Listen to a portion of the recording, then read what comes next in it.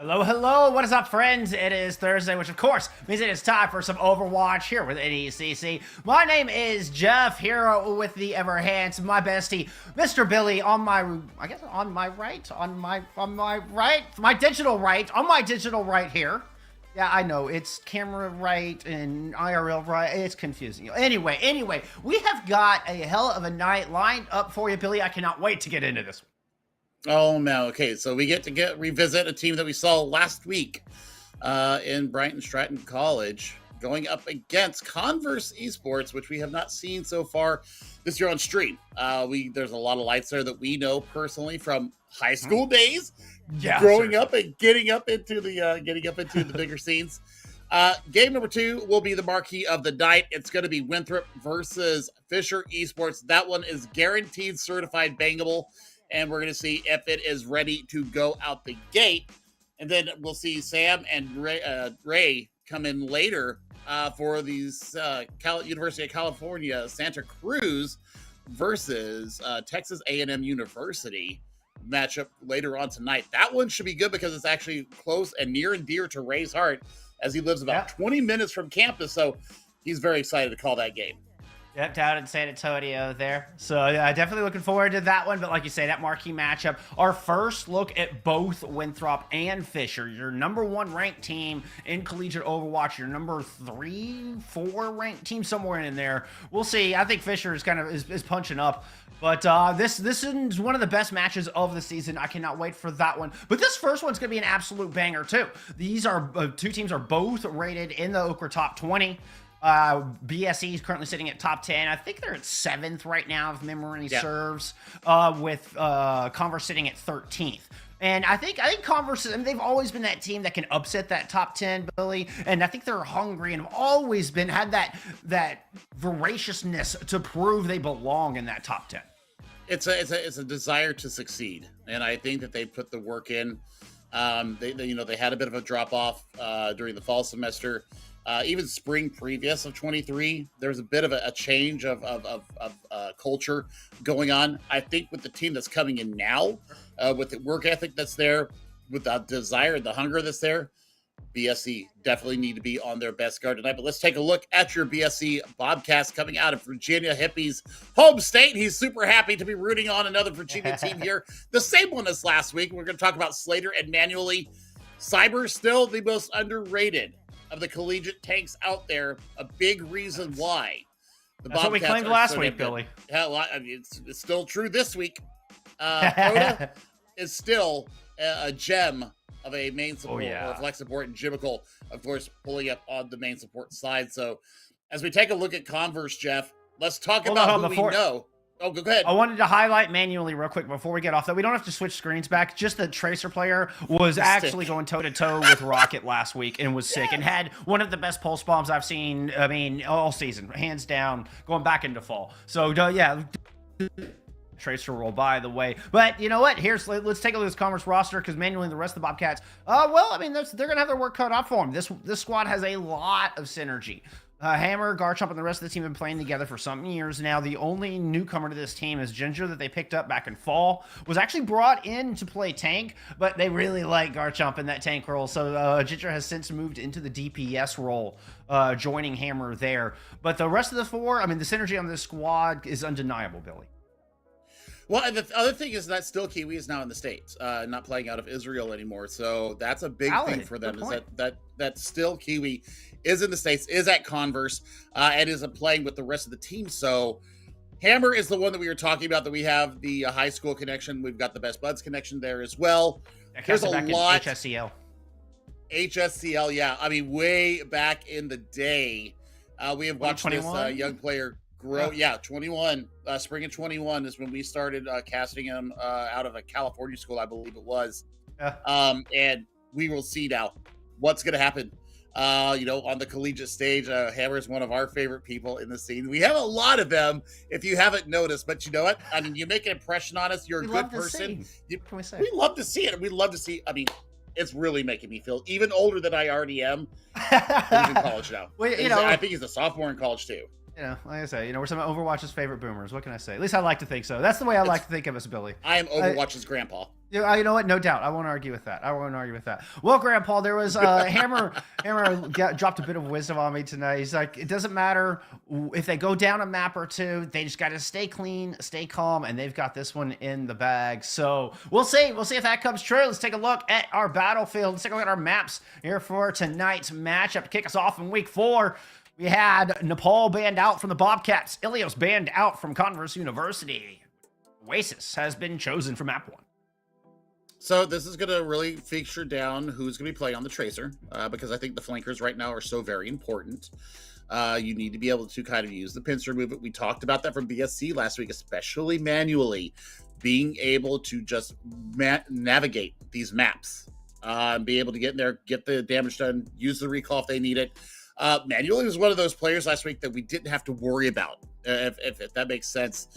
They were able to find the minis. They were able to find the megas. They were very self-sufficient. They were just up against Rocket, who is just a legend here in NA on the Tracer. One of the best Tracers in NA, for sure. Right, and made it hard. Made Rocket sweat. So let's see if we continue this here in week number 4. I think it's going to be a A big point of contention, because if manually can take over these flank angles and really get in on this death ball that Converse University is showing us, then, I mean, Hammer and Ginger are going to have to start turning attention to the back line. They got to make sure they can keep Orion alive. Once the Fate has been used, manually we'll be able to move in and just clean up on that Tracer. I think that is, it could be a weak spot here from the Converse squad. Could be a tipping point as this first map unfolds. The Symmetra is just going to be used to get out spawn manually right back over to that Tracer. Hey there. How's it going? Okay, so the fact that we've got Cassidy out here means that Manuel's going to have to head on swivel, because they did have a little bit of a problem last week when they did bring out a Cassidy to deal with the mobility. Of course, you know, dealing with that with the grenade really hinders you, literally, in the game. So we'll see how that works. But the big problem is that Ginja's got to watch for Slater on the backside. Yeah, it's actually Slater that ended up going on the flank angle. Manually started in the off angle, and then Slater rotated around and picked it up. Cyber gets caught out, though. Converse are able to keep everybody alive through that. Slater goes dashing in, looking to trade back out. Finds, well, it's manually that goes down there from the shots from Hammer. One did fall from Converse, but they still got to win out this fight. Yep, I mean, this is early point potential here for Converse University. I mean, look at Garchomp beating out Cyber, and Cyber has a very good Junker Queen. So that is the power of presence right now. That's the power of sustain. And it's also the power of the magnetic grenade. Slater's going to have to be watching for that cooldown before they go in. Same thing with Manuel. Needs to watch for the Cassidy grenade to come out before they can press on these angles. Bobcat's working around from the jump pad side. Chemical making an aggressive move here with the Tracer, going in deep on the back. Lemmy gets caught in the corner. Garchomp hunts him down, finds him with their back against the wall. Speed now gone. Bobcat's looking for another way in. Slater and Manually both at about half health. Cooldown's already used from Slater. They can't get back in this fight, and Garchomp and the rest push forward, surging onto the front line. Woo! Slater will get chopped down from Ginger's railgun. It's Converse winning a second fight in a row. Yeah, and I mean, Manually actually got that pulse by about the same time that the blade came out. So, I mean, I was looking for maybe a possibility of a stick on the back line, but Orion was waiting and ready for that pulse bomb to come. They had the Fade available. Now you're going to have double support ultimates in this fight, plus a Rampage available to Garchomp. They played slow and steady. They've caught the rotations from Slater and Manually. Now it's all about execution as we near the 70% mark. A really nice move to drop to the outside. Ooh, Steel KO sensed it coming. The Spider's senses were tingling, and Steel Kiwi gets away with the sound barrier still in their pocket. Well, Essence fades as Garchomp finds Manually right in the dome with that shotgun. That was nasty. That's going to leave a mark. Converse on track to win another fight, but Slater and Proto have other plans. Slater picks up another, trying to bring this one back. It's a 2v1. I think it's just Slater left on this point as we cross the 90% mark.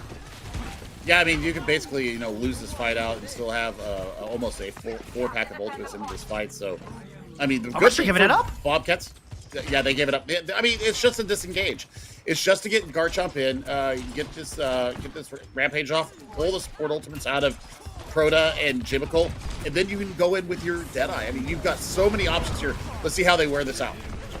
Just that I remembered Cyber died first, so Cyber was the first one back.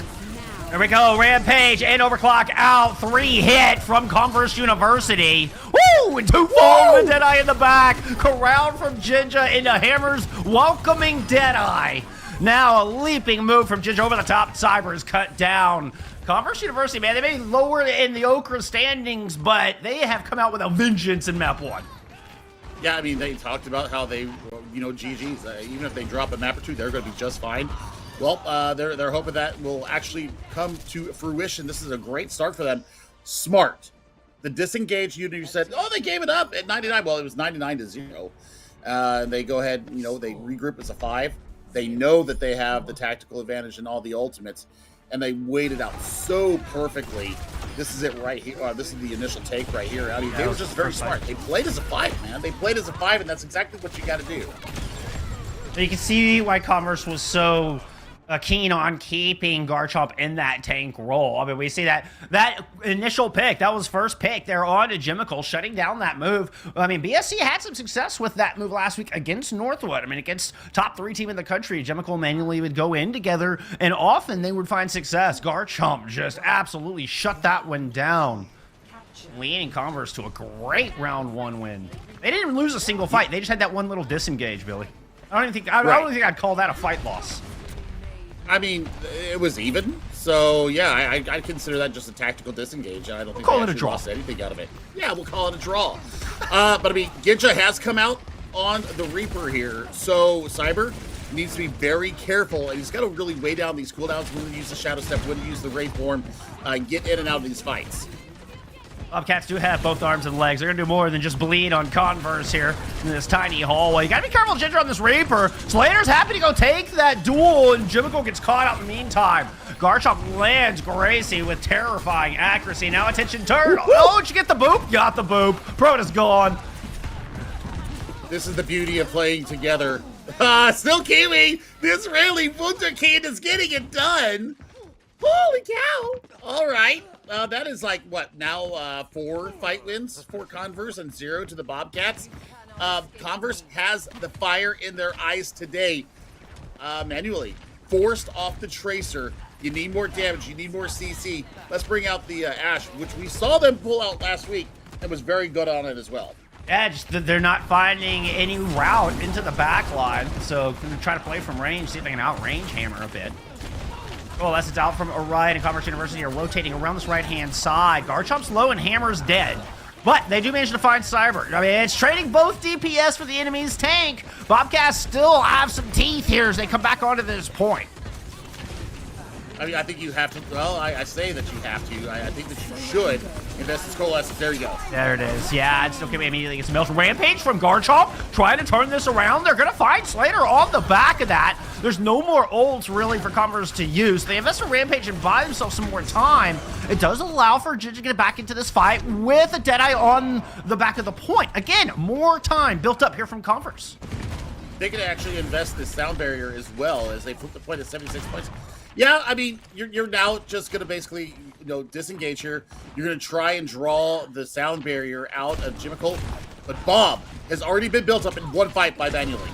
Converse is going to come back into this so fast, though.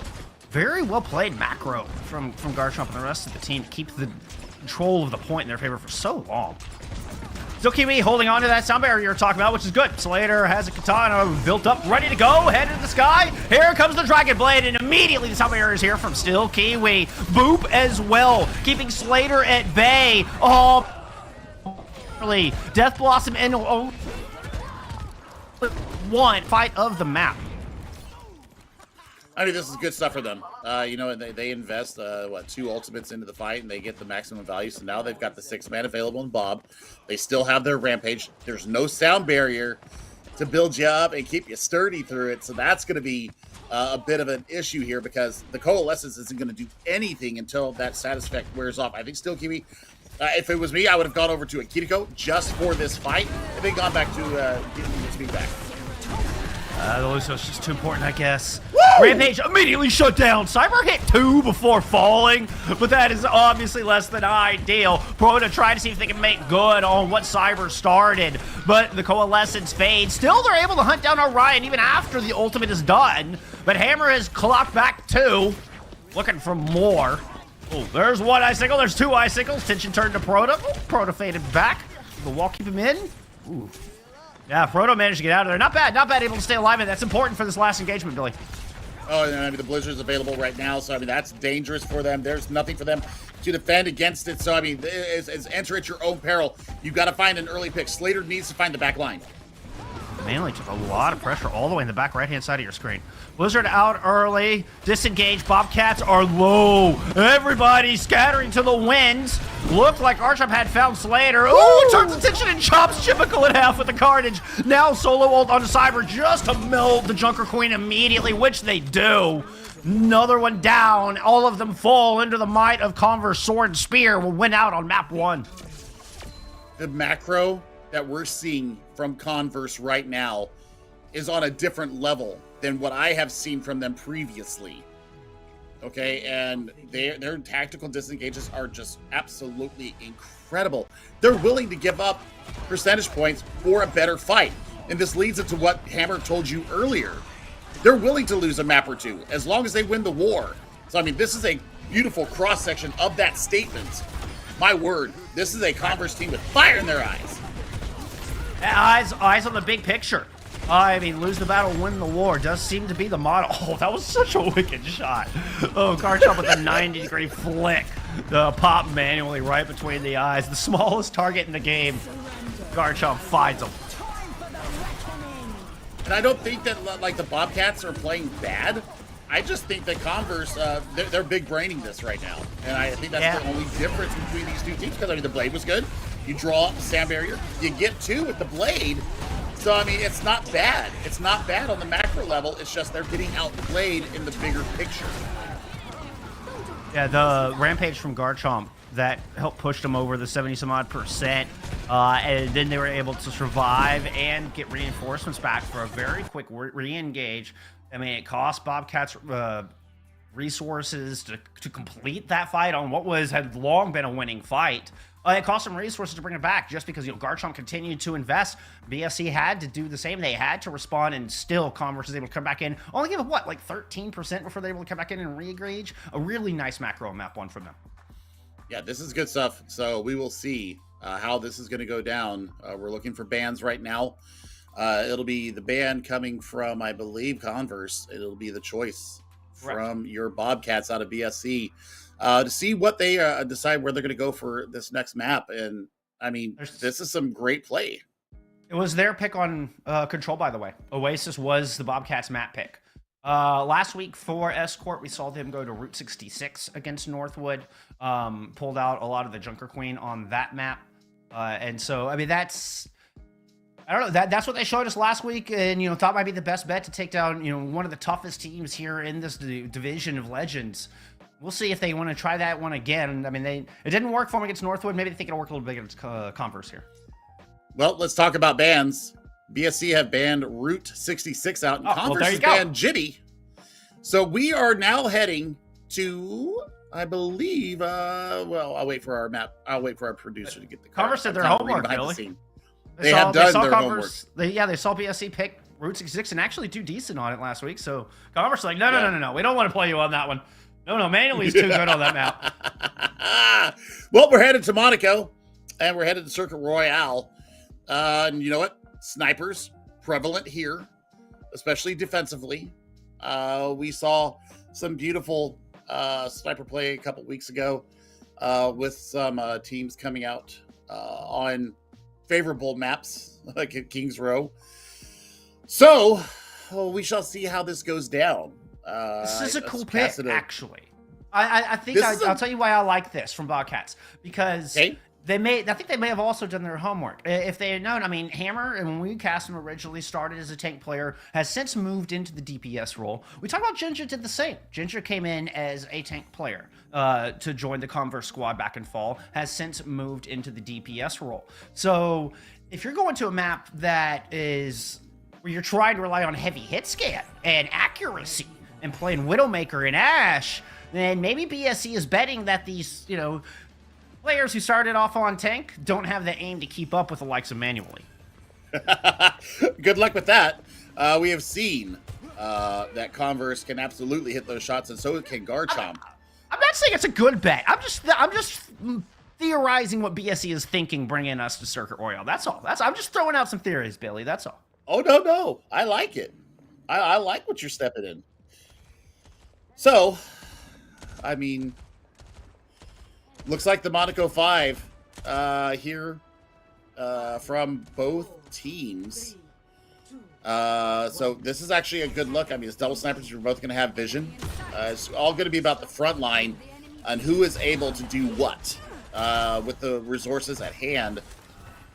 I'm looking for Manually. Manually needs to really step up here and kind of take these duels and win them out. Careful, Orion. Oh, hero protection. Never mind. Wow. Manually did not win that one out. We were talking about Hammer maybe not being able to, stand up with the likes of Manually. That was, it took about, 10 seconds for Hammer to prove us wrong. Has already found 2 domes. Well, legit. I mean, that is 2 beautiful shots out of Hammer. Hammer really putting the work in. These angles are absolutely filthy. Kind of daring them to do something here. Whoa! Oh, Hammer knows exactly where you are. Oh, yeah. We're not scared. We're not scared at all.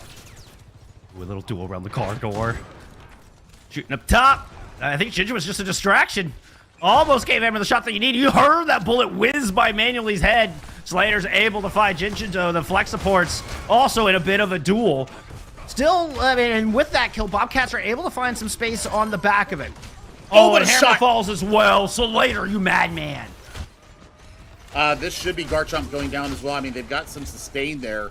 Yeah, they're going to have to give up all this space. This is going to be first point being taken by the Bobcats. Well, I say that. Well, yeah, I say that. That's definitely it. That's definitely getting out of with dodge. Garchomp going down, I mean, Yeah. Converse may struggle to get out of the hotel now. That's a nasty kill. Okay, so, I mean, role reversals versus pure DPS. Oh! Good God! Slater doing the geometry, just the slow motion, all the numbers and the calculations in the head, and gets almost every one of those storm arrows hit. Oh my goodness. And I think it still does increase damage off the bounce. I don't know. You'll have to correct me on that one, friends. But Slater is hot right now. This is fun to watch. That's why manually the Widowmaker is actually riding as Heart Princess right now, and is doing that, allowing the flex and the main support to stay up front. Here comes a gravitic You don't block. see this very often. Slater's got drag. Oh, Cyber's stunned out of it though. Here comes Garchomp trying to respond. There's a Transcendence in play from the defense. Bobcats are going to throw out a Transcendence of their own. Backing off now as Manually has already fallen. Jinja confident to take this place on top of the planner and just shooting down to the side of Cyber, avoiding the shield. What an aggressive Ant Matrix! Proto just made Jinja turn and run. What a play out of Proto. And kept Cyber alive through all of that as well, Billy. I mean, you're still looking at a Dragon Strike available here to Slater. So, I mean, Slater says, you know what? Discord plus my logs, you're going to go down. And this is going to be point 2 taken. 5 minutes as we enter the hotel. Converse needs to make some moves here. They need to figure out these rotations. They need to take Manuel off this off angle. Otherwise, this is going to be a very quick completion. Dangerous spot for Manually. No one can hide from Hammer my hiding down sight. close. Yeah, really good use of the effort sights. Cannot allow Manually to get entrenched. That's exactly right. They know it. You know it. I know it, Billy. Everybody out in chat knows it. Don't give Manually that angle. Indeed, they do run him off. Manually now hide behind Cart. That headshot landed onto Cyber. Dragon's finally unleashed here, but Cyber falls just as Slater throws him out. Jimmickle gets caught by a rail as well, so Dragons fall away, so the defense stabilizes. I mean, that's good stuff for them. They finally get, you know, their hold that they need, but I mean, they're still going to have to burn off 4 minutes plus before they get the work done. I mean, they're going to be running in through at least 3 ultimate cycles here based upon how we've seen them playing so far. I mean, I could consider maybe one good fight here from Converse, and then we're going to start running into some very broken fights from Converse on the defense. So, I mean, as long as BSC plays it smart and really portions out their ultimates as they come up and just really works for space making, I think that they win this out pretty easily. Garchomp is the pillar of Converse defense right now. Obviously, not just as the tank, but holding this corner. There's not much room to retreat. It's kind of do or die here. And Manually's found Hammer winning that duel on the outside. The overclock goes down as well. Manually denies your overclock. It's not need an overclock. Just give them one good shot and they will find multiple kills. I mean, they did that with nothing. That was all in the neutral. So, I mean, they've got almost 5 ultimates coming as they round this first corner. I mean, for Converse, I think that they need to get a high ground presence. And then they need to just drop what they need to, and Manually just says, you know what, bye-bye, Hammer, no high ground for you. If you were not familiar with Manually's game, now you know. Manually's got hands, y'all. I mean, ridiculous. We saw it on display with the Tracer last week. Now, I mean, absolutely on fire here with the Widowmaker. Oh my God. Pops Orion. That one was clean as you like. Rhoda's going to pick up one as well. Transcendence is used to counter Garchomp's Gravitic Flux. And the Bobcats have everything they need to keep this cart rolling. Slater is unhinged right now.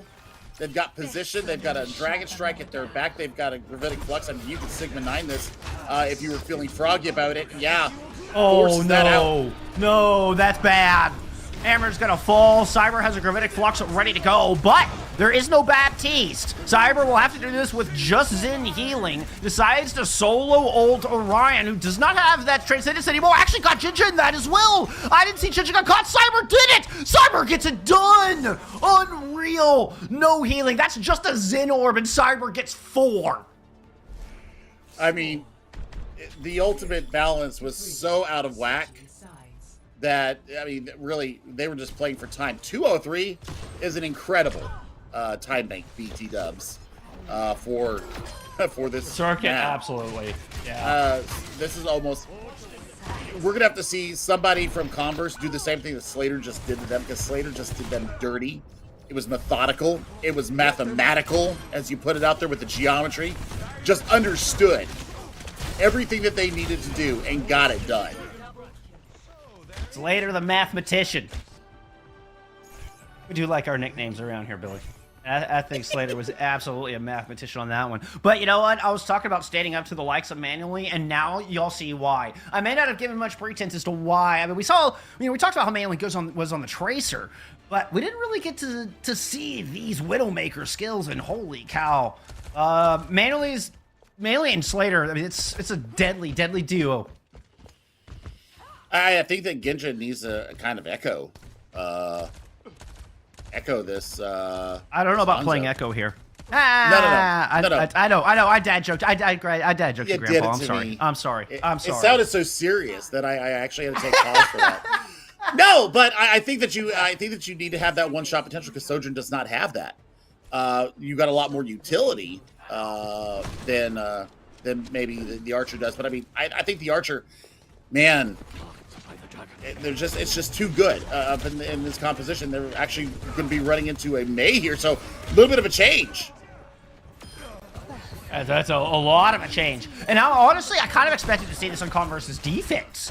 I expected Converse to maybe even when the JQ would play up close, because there's a little bit of disconnect here. But you keep Orion on the Baptiste.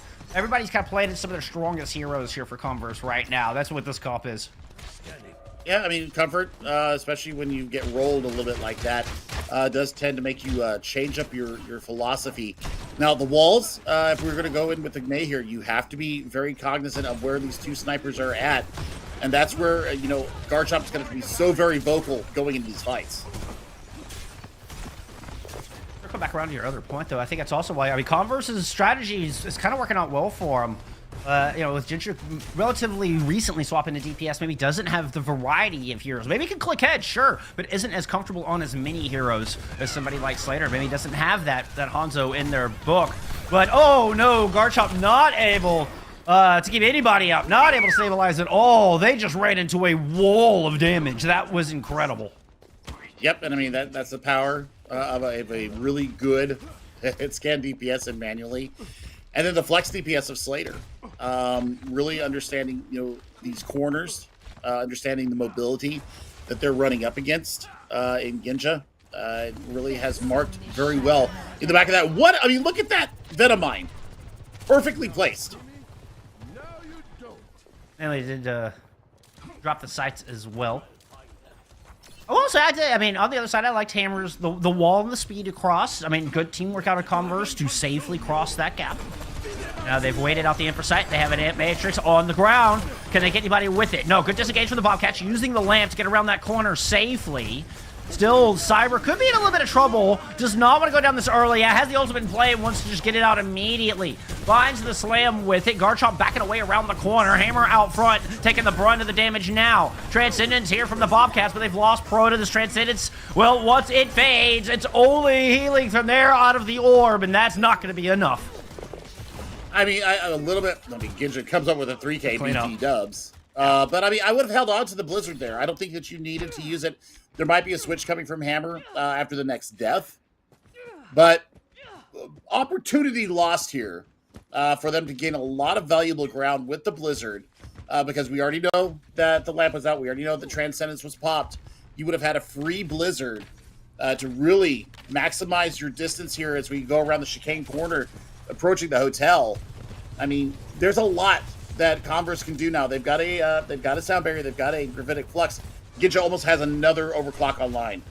curious if Still Kiwi wants to get aggressive with the sound barrier. You just hold it and wait for Cyber to cycle back through. Nope, they're going to get aggressive. Good wall. Cyber's in trouble. Lamp is beautiful, but still not enough. Cyber gets caught on that corner and immediately falls. Gravitic Flux file 2. Both go down. Jimical as well.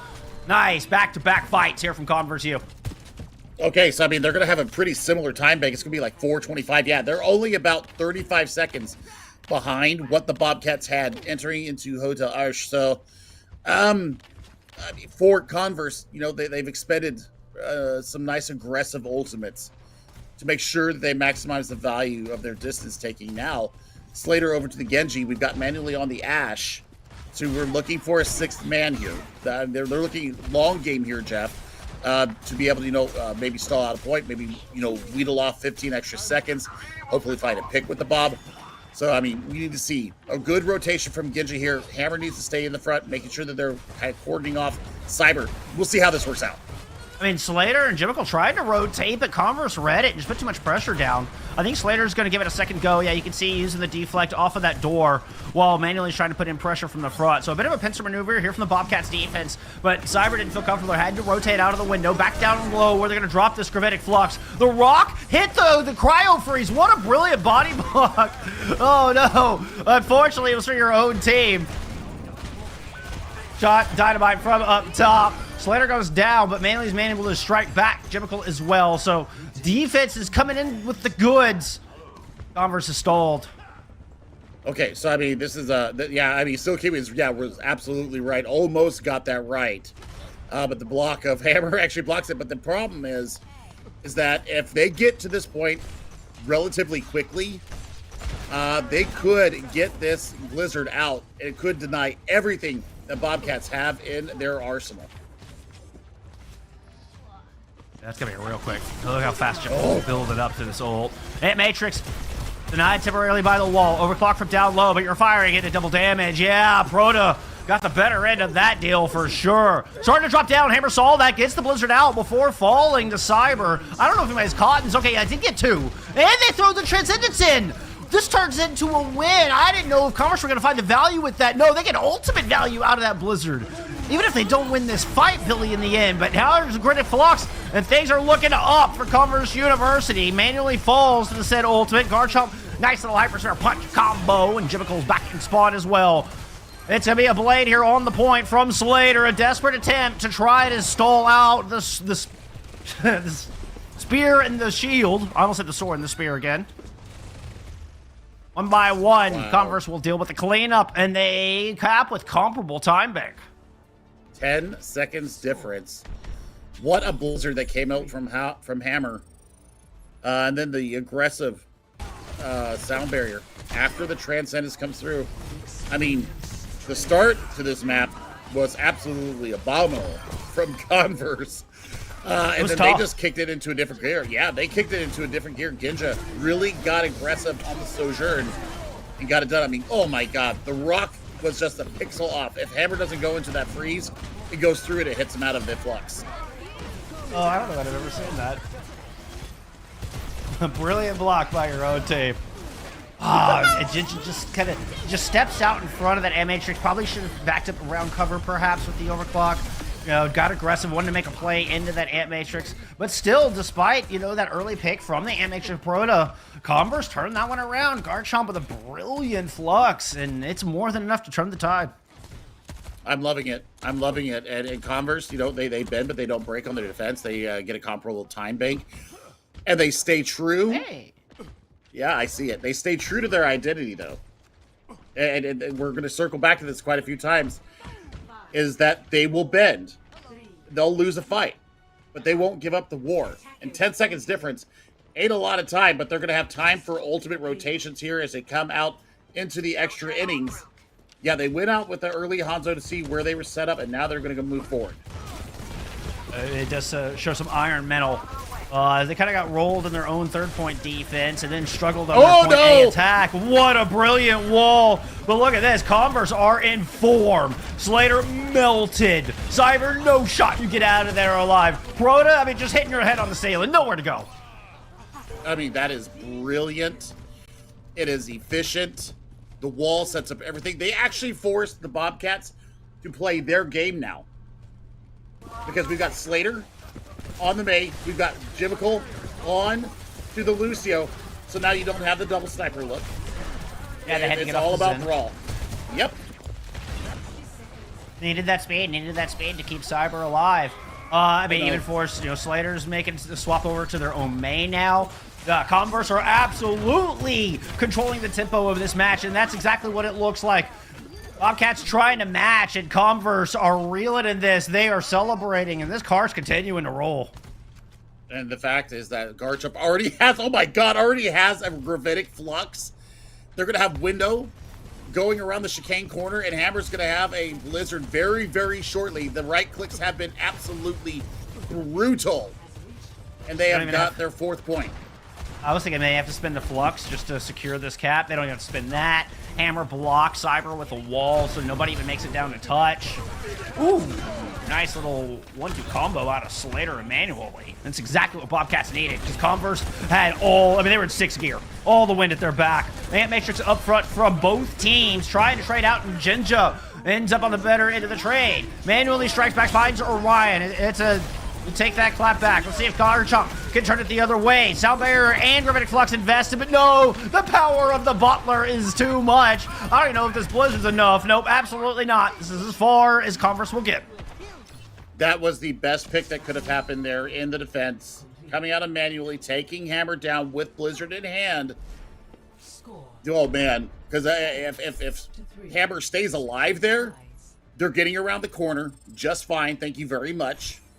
They can throw a wall up to keep Bob out of the equation, freeze him out. The fact that the Mei is gone, yeah, I mean they absolutely played that about as well as they could. They just got tooth stomped in the very beginning, and now they're going to have 203 to defend to get it just to the first corner of the chicane. There was a massive bounty out on Hammer there in that overtime. It was huge. There was a massive bounty on his head. Everybody from Bobcats was hunting down the Mei. Simultaneous headshot from Slater on their own Mei with Manuel's Dynamite, and Hammer didn't even have a chance to use Cryo Freeze. Just deleted. Back to spawn with you ice demon. Back to spawn. For Bobcats, they have a win condition now. Now it's going to come down to how do they execute, and are they going to be able to really maximize these fight wins as they get them? They do bring Jimical back out onto the Zenyatta, so healing is going to be a big problem. The disengages are going to be a big problem as well.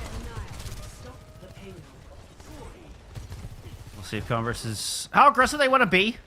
Can Bobcats just get Jimical set up? Maybe they don't even have to disengage. That's what I was talking about. Converse, they rotate in, trying to get hyper-aggressive on it, trying to force the issue, but they get turned away.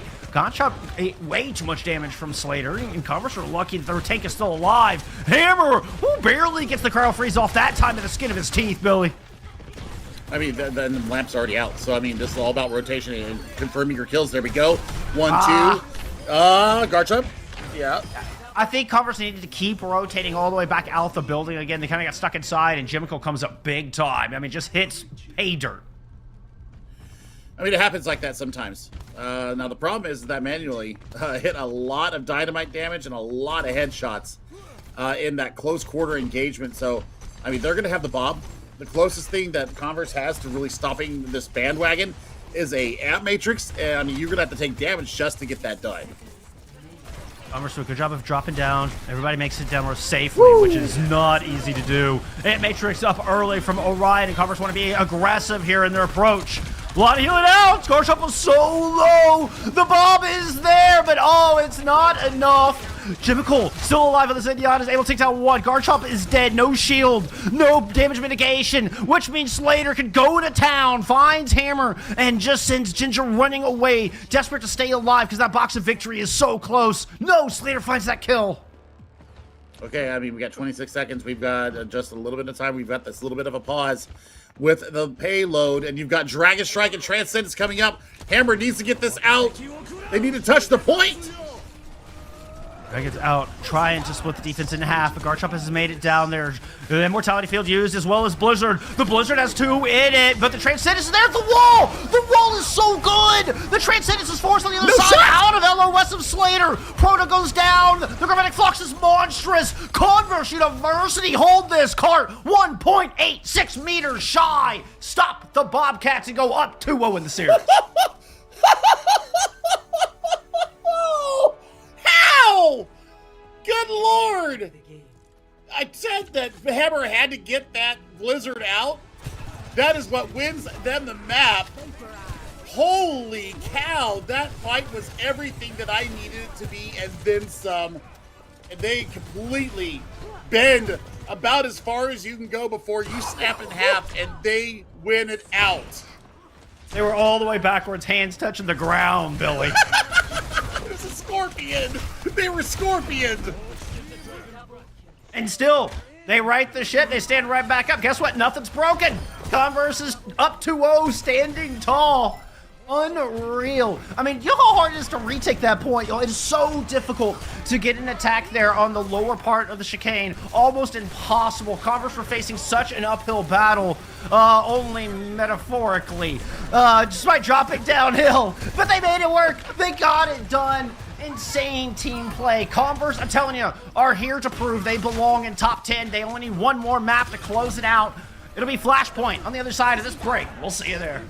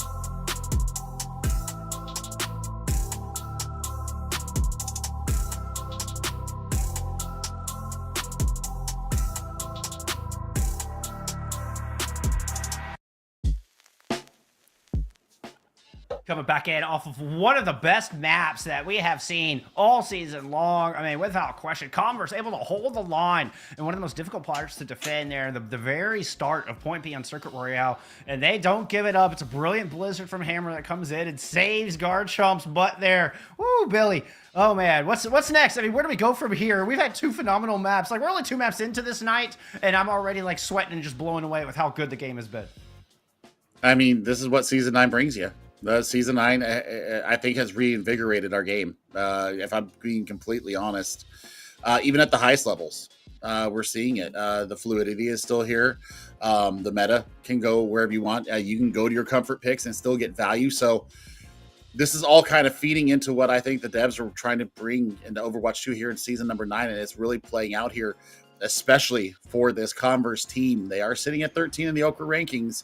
And BSC is actually sitting at number 8 in the Okra rankings. I went and took a quick little look, but Flashpoint's going to be up next. I'm expecting a Tracer duel coming up here, especially since we're going to Suravasa. I want, can Slater play, can they play a Sojourn here? Can they play something a little different? I really like the Hanzo. Never saw them pop off that much on a Hanzo before, but I'm here for it. But I think that we're going to see a proper Tracer duel here, because Manually can absolutely take this map over and go to bring us to a map number 4 if they're on their game with the Tracer. Yeah, Bobcats picked this map last week against Northwood, and it was their best map, largely on the back of Manually's Tracer. And another thing to keep in mind, friends, we just heard this week NECC announced that they will be part of May Madness in Dallas, Texas, in a LAN for the ages. The largest event in the country as far as collegiate esports is concerned. And of course, these 2 teams hoping they can fight to get a spot at that LAN taking place in May. Bobcats at that 2-2 record, Converse at 1-3. Can't help but feel they're kind of right in that middle of the road, Billy. And I'm not exactly sure where that line's going to be drawn. I don't think that's been announced yet, but both these teams want to be there. Oh yeah, I mean there's 2 different ways for them to qualify, so the CECC or the NECC. So, I mean, this partnership goes burr. Hopefully you and I could be there in May to kind of meet all these people that we've been casting for years. Yeah. That would be a dream come true. Get Chef and Jeff on this, please. Whoever can make that decision, we'd love to have that happen. But I mean, the Watcher coming out here from Cyber, this could be a problem. Yeah, and it's Manually who already is a thorn in the side of Converse in this start fight. Finds first blood. Cyber does eventually fall, but has pulled so much attention, and I think Garchomp's just kind of on an island now. First control will go to Bobcats. It's going to be up to Hammer now. Hammer making the swap over to the May. Yep, we'll see how this goes down. If you can get Cyber kind of locked off, you can kind of avoid Manually temporarily. But there's no mitigation. There's nothing other than the race step of Ginja to get them out from a stick. So, I mean, there are 4 prime targets for this pulse stick, and they've already got it. Oh, they're going to have to win this without their primary source of healing, though. Stick needs to be big. No, it's not going to get anyone. Lands on the Junker Queen. Garchomp drops down low to avoid hitting any of the other targets on their team. It does leave a couple of vulnerable targets up top. One that Slater able to pick off before going down. Still, Converse have the numbers here. Manually continues to fight. Ginger falls under the pulse pistols. Garchomp can't seem to lock down the Tracer. It's Orion who has to come through and get the job done. I mean, this is still a broken fight. It's still Bobcat's point. This should take it out. But Cyber's back on the scene. They don't have the annihilation yet, so I think that I say you should. You should give this point up, but they're not going to do that. Garchomp's going to take Cyber down. Here comes the rampage. And Slater falls, just tornadoed to death all the way back to spawn. Poor little ninja. And it's only 1 ultimate. So, I mean, you've got that, but Manually's going to have another pulse bomb plus the blade into this fight. I mean, this is going to be a very dynamic fight coming from BSC. Garchomp, uses the rampage. So now they don't have that proximity that's going to be able to go into this. So Sound Barrier and the Coalescence, everything coming up roses here for the Bobcats. Yep, looking at Hammer once again with this blizzard.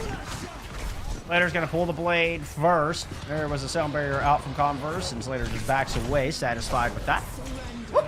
dash out to avoid those shotguns. Jimiko's low as well. Coalescence is thrown in from Proto. There's that blizzard I was talking about, though. Jimiko is able to get the sound barrier down. Cyber staying alive through the freezing winds. Hammer comes out. A crowd freeze right in front of the entire team, and Cyber pulls out the Annihilation, but Jin just shuts it down. The Death Blossom is stronger than the Tendrils. Now Orion finds Slater, and BSC are waning on this point. Converse have brought it all the way back. I mean, this is absolutely nuts from them, and I mean, what a well-placed Blossom. I mean, the sustain is just too good. The damage is too much. I thought it was tough. I thought Cyber's Annihilation was actually wipe the floor with Converse. Everybody was scattering, and Jinja just goes running into the middle of the pack like a storm chaser. That was incredible. nice anecdote there, like a storm chaser. Okay, I see what you're doing here. But I mean, manually is getting the job done, but there's not enough follow-up on the back of it. Slater has kind of gone silent here in map number 3. The sustain from Jimiko and Proto has been good. The space taking from Cyber has been good. Garchomp has just been a little bit more aggressive and has really held these commanding shouts. And now you're looking for, Hammer and Orion once again to kind of hold the fort. Yeah, Converse definitely holding down on the point right now. They have the positional advantage as far as that's concerned. And anybody that walks through this doorway is just going to get walled off, courtesy of Hammer. Garchomp tried to tempt him in. Ooh, the wall's a little late. Cyber was able to back up onto the other side, but so the first play in falters, and Slater picks up still Kiwi as Converse tries to rotate back to the objective. Woo! Manually overextends, though, on the stairs, but here comes the Bobcats with the Coalescence at their back. Wall to block off that healing, and Cyber just has to stay in one little spot. Here comes the Rampage. Slater, the only one hit by that, but Converse will make good on the one purple. Sound barrier now out from Chemicals. The Bobcats want to turn this fight, but another brilliant wall indeed. Hammer holding on to a blizzard just in case, but Garchomp now confident to extend all the way out and chase these kills. Ooh, manually invested a late pulse. I mean, I think this is going to be a swap here from manually. I don't honestly. know. I mean, I think they... Manually's so good on this map. Yeah, they are. You're right. You're right. Yeah. I don't know if that's the right play, but you know what? Bobcat, you know better than I do. Well, we're going to see how this runs down. I mean, there's a lot more sustainable pressure here. I mean, Slater gets an early kill. That's something that you needed to crack this open, though. That was the perfect kill. If you're not going to get Hammer, get Orion, who was so close to that Coalescence. That means still Kiwi has to use the sound barrier very early, but Cyber dropped the Annihilation, so not a total waste. Now the Blizzard, once again, melts Cyber. Jimiko gets caught out somehow on the outside of this point. Overtime forces Bobcats to run into the thick of things. Slater finds 2, finds 3! Slater might have just pulled this one from... Ryan has to stay alive. No, can't do it. Didn't want to use the Coalescence. Bobcats flip it in the last possible second. Yeah, Proto would have popped their own Coalescence there if Orion popped. Yeah, exactly. Exactly. Right, and they know, I mean, that's the macro game that they've been talking about all day, is that they're going to go ahead and hold. They'll lose the fight. That's fine. They get it to 99. But now there's a Ginja Death Blossom ready to go and nothing to defend against it other than this Coalescence. Coalescence is out early.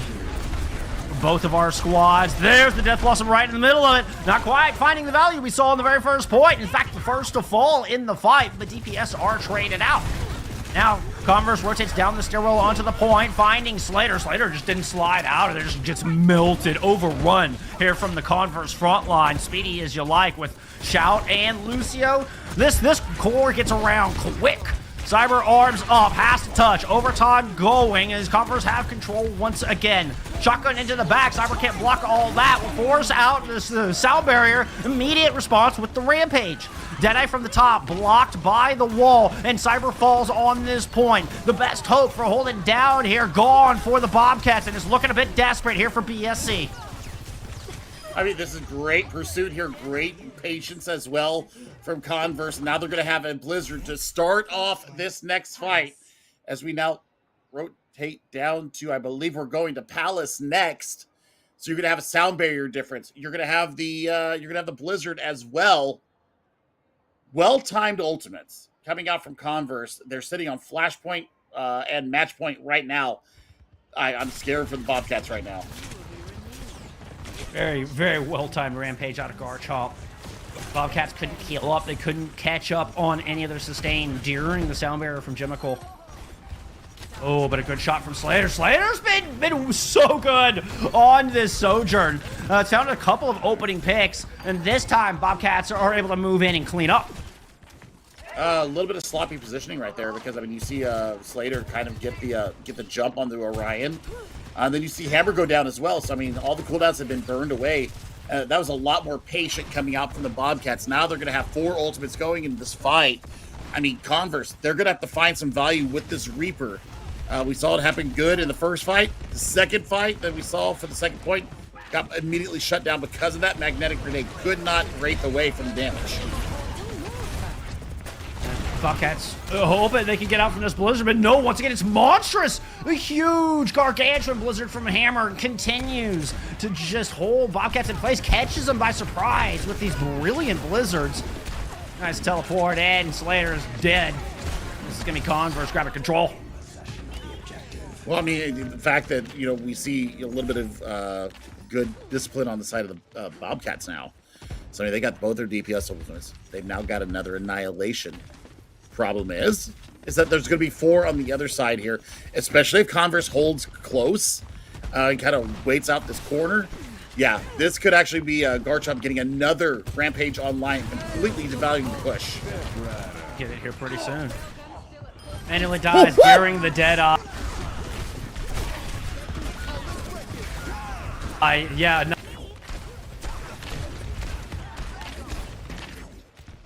No. A bit of a take issue. I mean, Billy, what happened? Converse win another. I don't know. I mean, other than the wall, and then Ginja, you know, kind of anticipating where manually was going to come in at. I mean, you invested both your DPS ultimates and your sound barrier as well. So now you're looking at this Annihilation versus the Rampage, and it's huge. Oh, the wall comes down just in time. That was awesome. Cyber just has a sliver of health. It'll eventually fall to the DOT damage while Garchomp takes down manually with the Jagged Blade. Oh, lands that one around the corner. What a predictive shot. Garchomp is single-handedly keeping the Bobcats at bay during this overtime, trying to close out this 3-0, and he will. Converse upset BSC Bobcats and clean this one up in a 3-0. Man, I love this Converse squad. The Spear and the Shield are here to stay, Billy. I mean, and it was just a fight here and there. It was just the macro. It wasn't any one singular point. It was understanding when you needed to push, when you could be aggressive with an ultimate. They were always looking at the big picture, and that's what wins this match out. Winning the war, not the battle. Incredible mental, and we saw it on display time and time again. Particularly at that third map, and it came more in the form of going down early in a couple fights. We saw Slater get a couple of early kills with the Sojourn. I mean, be it onto Orion, taking a Cole and the Moira out of the fight, or taking down one of the DPS. But the Bobcats, they played stubborn, they stayed tenacious with it. They would often trade those out and often win those fights. I mean, the other thing, Jeff, is that we saw one of the best maps of Overwatch in the NECC this season. Here in Circuit Royale, it took that much to take the number 8 seed in Okra down. And I mean, I think that just absolutely elevated their mental. I think that their comms were good. I think that their compositions were great. And sometimes the power of friendship, back to the best bud days, absolutely can come in here. And I think that they, you know, I mean, Suravasa was a dogfight once again, but they win at 3-0s here as well, and it's all on the back of them. Kind of zooming out, taking a look at what the stock is around, being aggressive with ultimates, and just completely owning the day. I mean, and back to the strong mental. I mean, on Circuit Royale, BSC capped with more than 2 minutes left in the bank, a rather daunting time bank for Circuit Royale in particular. But what does Converse do? Do they give up hope? No, not at all. I mean, it's exactly as Hammer said to me. They just dig deep. They stayed clean and calm, and they prevailed there, putting up their own time bank, almost equal time. It was really close. It was comparable for sure, within like 10 seconds or something. And then they come back. Yeah, exactly. And then they come back and they're able to cap point A despite not being as superior on the sniper comms, which BSC was trying to run. They forced BSC to make swaps. I mean, that map was so good. It was such a great framing and just kind of look at what Converse is all about. I thought that map was really indicative and really just showed us what Converse is made of. Well, I mean, it tells us who they are. Right? It tells us their identity. It tells them what their mental is like as well. Big ups to them. That's a clean 3-0 against a top 10 team in the Okra. I mean, that is not easy to pull off. Showing us just how amazing a collegiate Overwatch can be. And you know what? We have more amazing collegiate Overwatch coming up for you tonight. Speaking of top 10 in Okra, look what's coming up next. We have Winthrop taking on Fisher when NECC continues.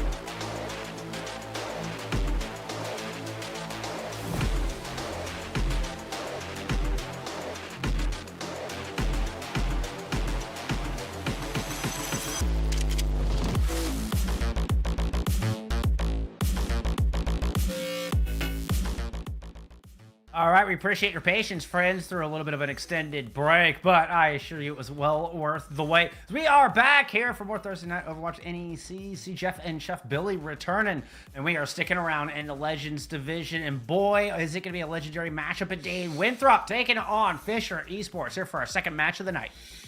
I mean, it is a clash of former Tier 2 rivals across orgs. Some of them all together. Some of them playing on different teams, all going up against a former American Tornado team. Now reunited under the Winthrop banner, Tree has joined the fray. Wunderkind, previously of Maryville, making their way over to Fisher now. So, I mean, this is a stacked roster. Let's get the elephant out of the room. A legendary squad. I mean, this started with, Wheats built second win back in 2019. Let's just go ahead and get the names on the screen. And Wheats built that roster. It came from Tier 2 Drama Alert, came from second win, turns into 2-tier Drama Alert, turns into American Tornado. That all gets picked up by Illinois State University, and the start of collegiate really begins to build. A lot of these players on your screen right now were at the heart of collegiate Overwatch, really coming into its own with that ISU squad and showing the nation, showing the world how impactful it can truly be. And now with Overwatch League, a thing of the past, RIP, and Overwatch Championship Series in our future, collegiate is once again standing out as a destination for a lot of these top tier players to land. And holy cow, the pedigree on this squad is unreal. I mean, we don't even really have to talk about them. I think the only I think that the only outlier here is Tree, just because of the lack of synergy. But other than that, I think that when you're saying Tree is the outlier, I know, like what? But Tree, it's true. Tree is the prodigy. Tree is probably the best, just like naturally talented DPS player to ever come through NA, as far as I'm concerned. I mean, it's insane how good Tree is. And then, like you said, I mean, and he's the least experienced of the bunch. And honestly, it's funny you talk about synergy, because I was talking to their coach Wheats, who was the coach for all of the aforementioned teams that I listed, by the way. He was saying that Tree actually doesn't really get to scrim with them very often. Actually, not at all. They don't get any practice time with Tree because he's not old enough to compete in OWCS. So the rest of this team is part of an M80 roster that just got announced today that will be competing in OWCS. Tree can't scrim with them. So they literally only get to play with the Prodigy on collegiate match days. And a reminder that everybody that Tree graduated early at 15, and made the jump to collegiate ranks, and then the age restriction came through from Blizzard, and has to wait at least one more year before OWCS is even on the horizon for him. So good luck. We'll see how this goes through. But you know what? Enough of Winthrop. Let's take a look at their opponents here. Fisher Esports. This is a laundry list of Tier 2 royalty. And really, the two that really stand out to me the most are Cabe, who we used to butcher the name back in Contenders Trials days, calling him Kabe. I think that we got trolled by Cabe a few times because he was that was just all my fault. I actually apologized to him in person for that, but that's a different story. And also Neb. Neb is one of the best supports in the Tier 2 ecosystem. So those are going to be the two that I'm looking here for Fisher. I'm going to keep going down the line. I mean, Riker's a legend, also known as J-Bubs, has been around since 2019, was playing against Second Wind and American Tornado and all these guys in NA Contenders when they were all in their prime. Most of the time was with Wisp, was with Odyssey there for a short stint, but then Lukewarm. Yep. Lukewarm is one of the newer names here in the Path to Pro scene, but really just absolutely exploded. About 2021, came up and made a name for himself with O3 Splash and just exploded on the scene with O3 Splash that year, and has really been turning heads ever since. So, I mean, this Fisher squad has been a staple of collegiate Overwatch for several years now, with Tensa at the helm. Fun fact, Tensa and Kaluge were actually on the Team Goats together that actually originated the comp. There's a little fun 7 ways of Kevin Bacon type of scenario going on there. But anyway, so this squad has a lot of experience and a lot of synergy playing together. I mean, this is harkening back to the golden days of Tier 2. And now it's in a collegiate setting. So, I mean, you've got school pride throw on there as well. And, well, you know, every battle has to start somewhere. And it's going to start on Control for today, as always. We have our standard map set. We're going to start in Lijiang. I mean, what a classic map to start with these classic players. Couldn't ask for a better spot. Take our first official look at two of the strongest teams in the entire league, in the entirety of the collegiate Overwatch sphere. Get to see them go head-to-head here tonight. Oh man, this is going to be an absolute barn burner, as you would call it, Billy. I've been looking forward to this all month. This has been on all of our calendars, and yes, I mean, circles, asterisks, big stars. Oh yeah, highlighted, italicized, underlined, bolded, everything that you could think of to do. We have had this one circled. So you know what, folks? Why don't you take a journey with us? Let's take a look at two of the premier teams here in the collegiate sphere, and we're going to start out on Control Center. So the brawl is going to be big. It's going to be Kaluj versus Riker. Riker might have the slight edge as far as brawly takes. Oh, I don't know. That's a bold statement, my friend. I will say, I think that's a little bit of a hot take. Obviously, Kaluj, I mean, was a runner-up in Overwatch League with San Francisco Shock, played at the 2022 Grand Finals, and then just continued to perfect their game at the top level with Toronto Defiant. That level of experience cannot be discredited, and Kaluj is mean on this JQ. I'm not saying he's not. I'm just saying that the brawl, I think that this Ramacha that comes out from J-Bubs, a.k.a. Riker, it's pretty damn good. So we're going to see. I mean, who's going to come out right here? Fisher or Winthrop? And I think that if Fisher can actually take the aggression, rotate properly, especially with Lukewarm on this Tracer. You know, Sam is a damn good Tracer in their own right. Maybe one of the better ones as far as NA. But we'll see how this goes down. Yeah, Lukewarm has their hands full here. It's a matter for Fisher. Can they close the distance with Cave and Riker and get these punches finding value? I mean, so far they were able to close the distance, but Riker just couldn't put any hurt onto Kaluj. Seemed invulnerable. God mode turned on. Ultraviolet, the only one to fall here for Winthrop in first fight. I mean, just extra sustain. I mean, you're going with a Kiriko and a Lucio there. So, I mean, the Afida, the Suzu is going to keep Kaluj up in the middle of these fights. And you're looking at Tree, one of the purest aims ever to grace our game, at least as far as the NA side of things. Yeah, this is going to be a why you definite have Tree on the Soldier. Tree is a nasty Tracer in his own right, but is so darn good at the Soldier. You need that punch and power. You need that elite top-tier aim. I like the swap for Cave to go over to the Genji, though. Going to try and deflect some of this back. And there's an early pulse, but holy crap. Oh, and combined with a lot of fire, able to take Riker out of the fight early. And that's all you need if you're Winthrop. I mean, that is one and done as far as ultimates are concerned, efficient as could be. I mean, I tell you what, Jeff, you know, Clairvoyant kind of reached out to us from the University of Missouri. They streamed one of their scrims with this team, and you know, they were kind of playing with their food.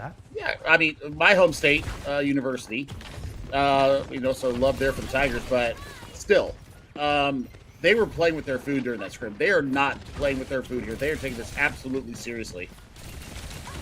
Yeah, they were showing some funny comps in that one, but no, Winthrop is 100% going to take Fisher seriously. Even with, you know, multiple years of Overwatch League experience, you cannot sleep on Fisher Esports. And it's Ultraviolet with an early concerning rush here in this one. Trying to get the jump down, and it succeeds on finding Cave. Graves running for dear life across the top of the wall, finds the Mega, but now looks like Fisher is caught in a corner. Riker trying to draw some attention back towards the White Room, and succeeds in doing so, but has to sacrifice themselves. I mean, this is just a study in positioning. It's a study in efficiency. And it's a study in, honestly, just superior mechanics right now. And I mean, I love what I'm seeing out from this team. They invest one ultimate. They've still got another 4-pack on the line. So, I mean, for Fisher, I think that they've got to be bold in their assessment of this Winthrop team. They need to be able to push in. And you know what?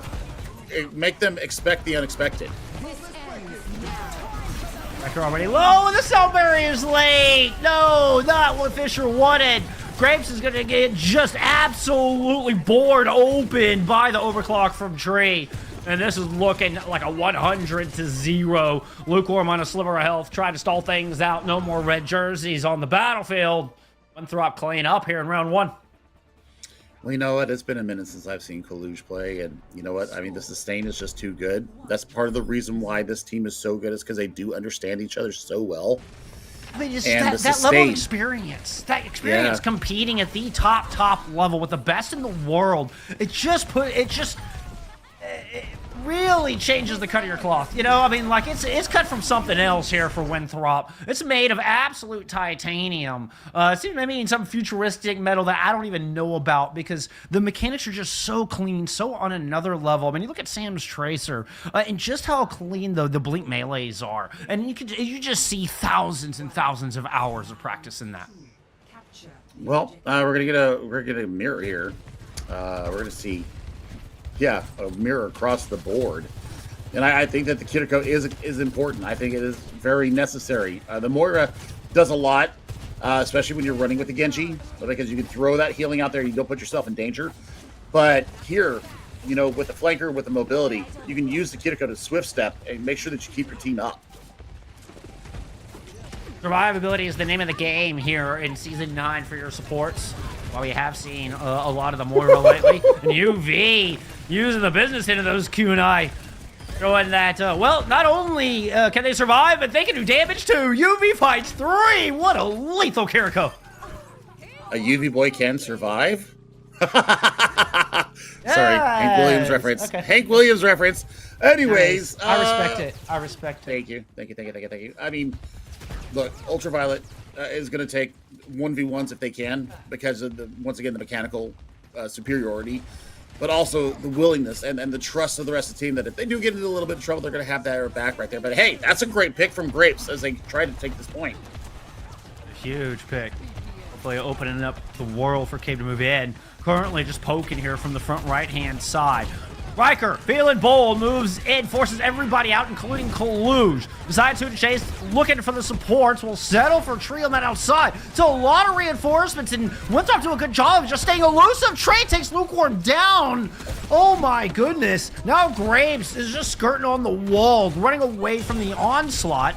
Big boop results in a stick. No, Sam got pushed over there and then just runs with it, flows with the boop into a stick and a melee kill on the cave. I mean, to reference your the Book of Water right there, that was a flow that I don't think 99% of the players in Overwatch could do. Okay, I got booped off the side. I'm just going to blink over and hit you with a pulse bomb, then blink back and then recall out. That's just insane. I'm on fire so far here at map 1. Can we call him S9mm and TR33? Like, can we just double down on that? Yes. Consider rush on the point from both of our teams. UV caught out this time. No triple kill for you in this fight. Lukewarm looking for a place to drop this overclock. There we go. Liar. Oh, gets the kill on Graves and gets the sound barrier down. With that door. Winthrop low on health though. Still Tree fights Cave. Kaluge's yet to get topped off and will not with this rampage coming through. Still Lyra and Kaluge manage to stay alive despite the anti-heals on them. Lukewarm with the overclock is too busy dealing with UV on the outside. He teleports away. White Tree gets the kill. Oh my good. The rope-a-dope coming out of Winthrop. And despite the low health bars, they continue to stand tall. Yeah, but they whiff on the rampage, and now Cave's gonna be able to work in. They've got a pulse bomb at their back. They get a stick. They don't get the kill. Oh, nice. They do get the kill on the follow-up. Okay, they should be able to flip the point here if they can stay alive. It's just 2 supports versus Cave on a Tracer. Lands the majority of that clip. Turns around. Oh, a little bit elusive. Ultraviolet's able to escape. Still not unscathed. Liar gets melted. Yuffie's back with the kill. Winthrop hang on through a fun little 1v2 at the very end. Close out map 1 in a 2-0. I mean, that's workmanlike. You know, and there was issues, you know, when we talk about Team USA, when we talk about AT, when we talk about, you know, some of the iterations and some of the stories that were floating around out there, you know, about the commitment. Well, I'm not seeing any of that. So, you know what? Critics be damned. Shut your mouth. This team is on fire right now, and I cannot wait to see, you know, where we move forward with this. I mean, this was just a masterclass in positioning and aggression. It's fun to watch Tree with this squad, too. That's something a bit new, a new wrinkle. And we've added one of the best individual talented players, mechanically gifted players we've ever seen come through NA Path to Pro, with one of the most synergistic and dominating teams we've ever seen with NA Path Pro. The combination of those two is nasty. And when there was a tease of it with Flash Ops, but we saw more of Sam and Hydron in their matchup, and Premise Tornado, the team I'm referring to in Flash Ops. But yeah, we get to see Tree here, I mean, and then combined with the rest of this squad, it just seems to be a match made in heaven, Billy.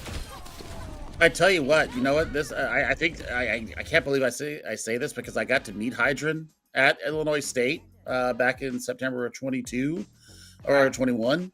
I think Tree's better. I think Tree is better. I think he flows better with the team. I don't think the individual skill. I don't think you can easily quantify it like that. They're too talented. Those two players are too talented. Got a hero here and a hero there. You know, off the top of my head, I'd probably give Hydron the better Tracer. I'd give Trey the better Sojourn, just off the top of my head. But, yeah, I'll agree with that. But you got Sam on Tracer, so I mean, and he's killing it. He's lights out right now. So and look, it's hot take night for Billy. I'm all about it. I love your hot takes, my friend. I love your hot takes.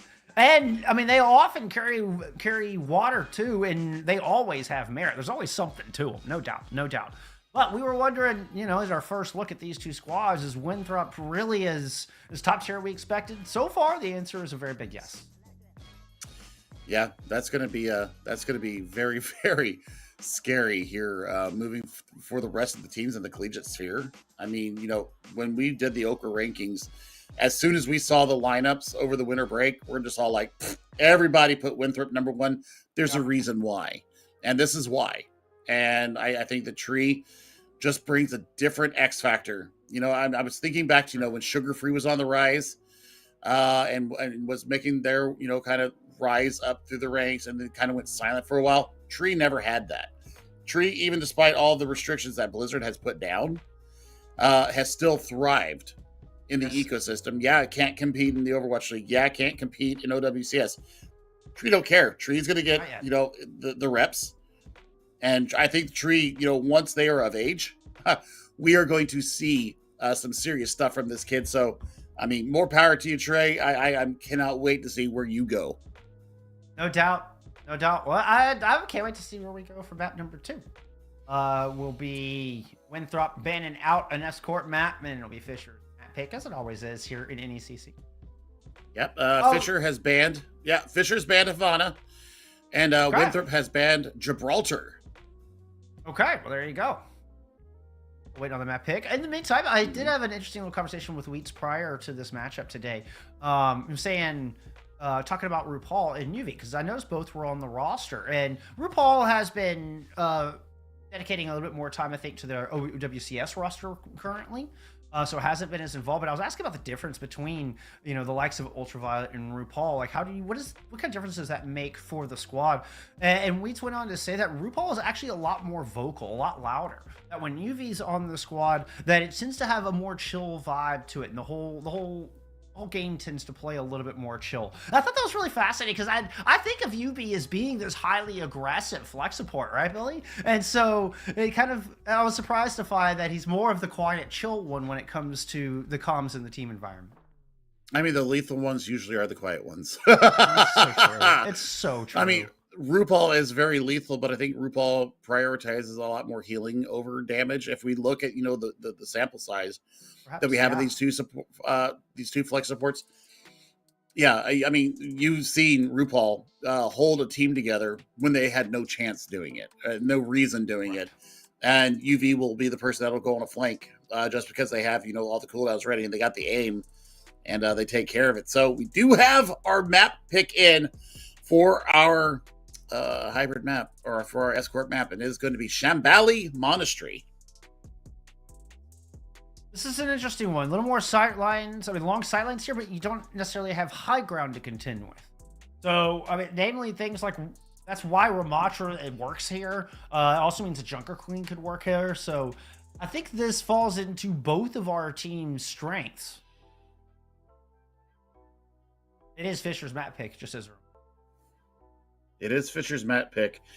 And, I mean, we'll see. We'll see what their thought process is going here. I remember back in the day that Cabe had a very good Cassidy. So that might be something to mark Sam on. I mean, it's the ultimate would just be a throwaway, basically. Especially since you can be pulled out by Kaluge on the Junker Queen. So we do have a swap coming in. Riker's going to come out, and we're going to see Iron come in. Okay. Have not seen this gamer play for a minute. That's what I was just thinking, Billy. We've seen Riker starting for Fisher for some time. So I'm curious to see what the game plan here. Does it change, or is this just, is Riker feeling off tonight, feeling like they're all thumbs tonight? Or even something, I've heard a lot of people getting sick lately with the big weather changes we've had coming across the country. So it could be something as simple as that. But I wonder if it's not a strategic change or a strategic swap here in the roster. Well, we'll see. We'll see what Iron brings to the clash here. Reminder to everybody, these are two of the top 4 teams in the Okra rankings across the collegiate competitions. We take a big sample size and try to come up with the best rankings possible. Nice observing from our dear Carolyn. Always. She gives us the best. I actually have not seen some of these pictures that she is showing us on our preview screen. There's angles that she gets that I'm just fascinated with. This is a wonderful view. It's so tough to do. I've taken a stab at some of this stuff before, and getting these cool camera moves and stuff, and just having a good eye for it. It's very stab? difficult to do it. It's harder than it looks. It's harder than it looks. That's for sure. Big shout out, Carol, our observer, every week. Just a shout. Oh, she's the best. I want to kind of pull the curtain back a little bit.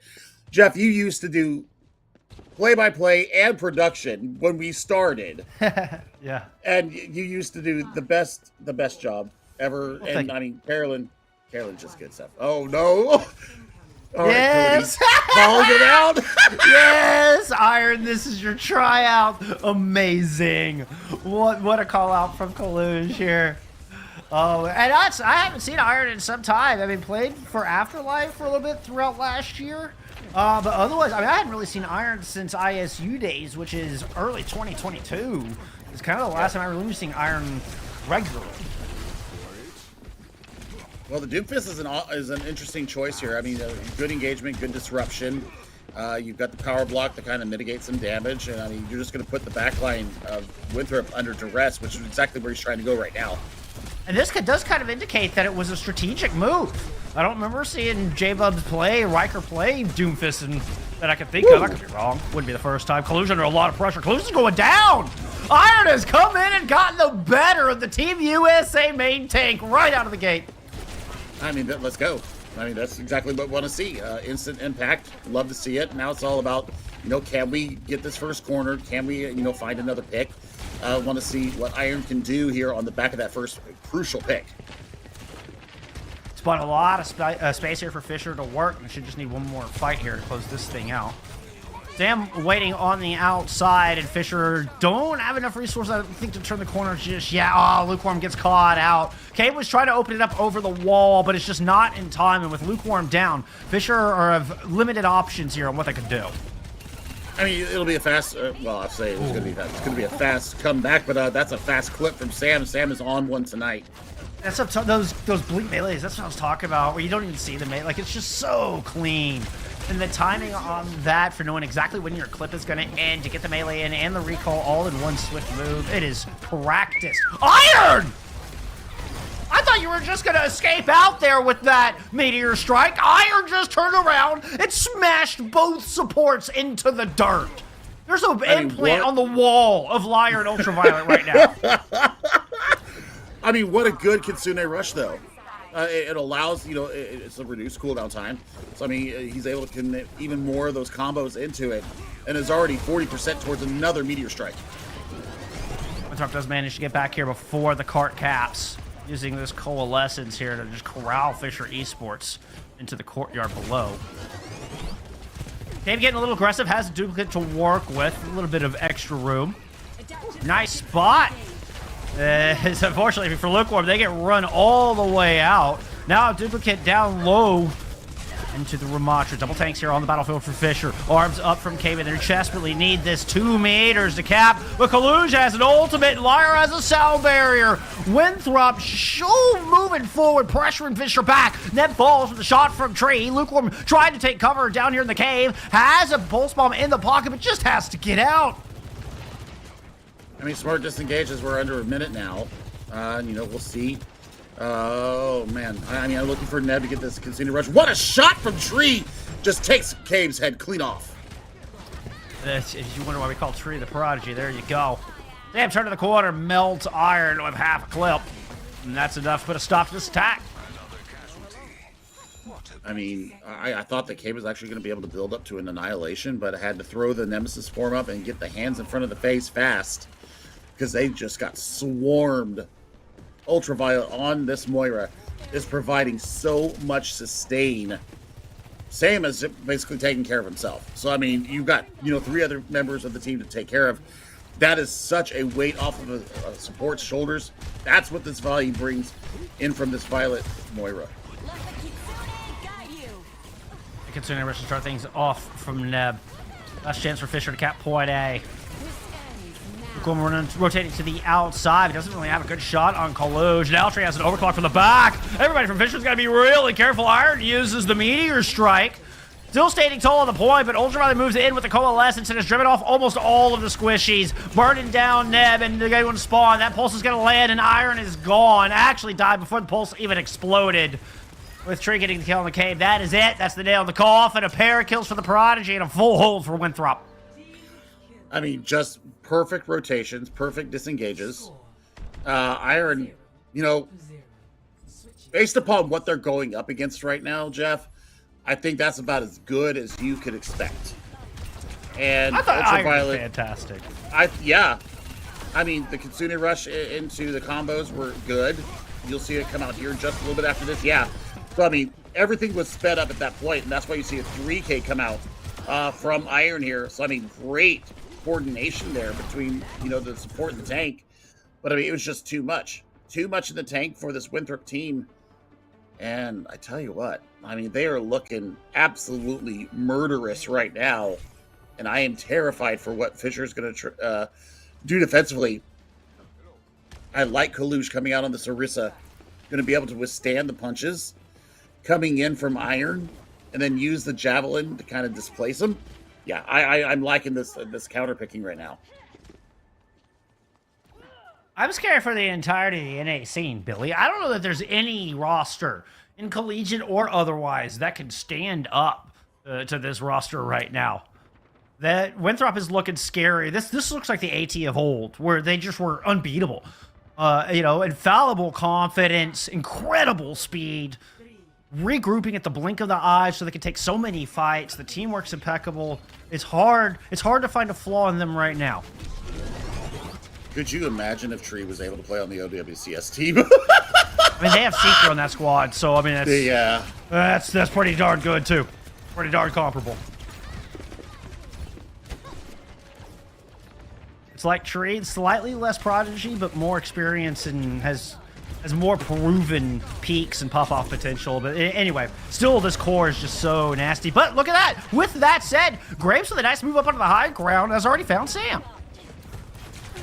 They haven't really stopped the progress of the card that much. I think they're looking out for kind of exit kills here, trying to catch the rotation coming in from Tree. I think the Sam with a good rotation here should be able to unlock this. Man, Kaluj is playing incredibly smart right now, using a lot of the natural cover here around this first corner.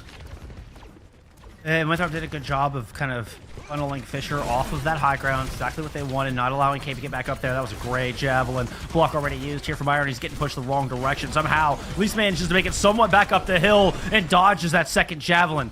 Crucial moves out of Iron to stay alive.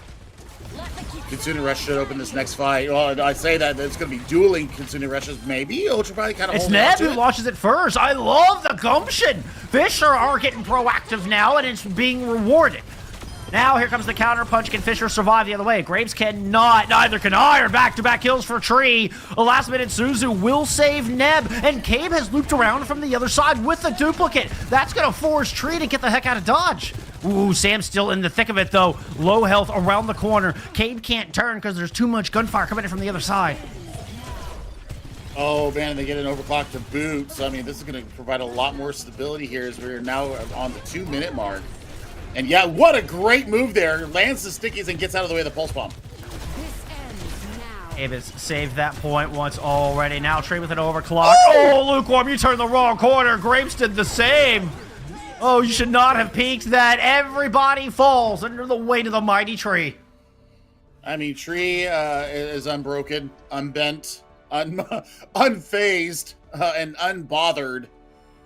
Man, this Prodigy is on a different level, folks. I cannot tell you this enough. But Iron gets the do. And I mean, absolutely beautiful Doomfist play out of this tank player. Love to see him back in the scene.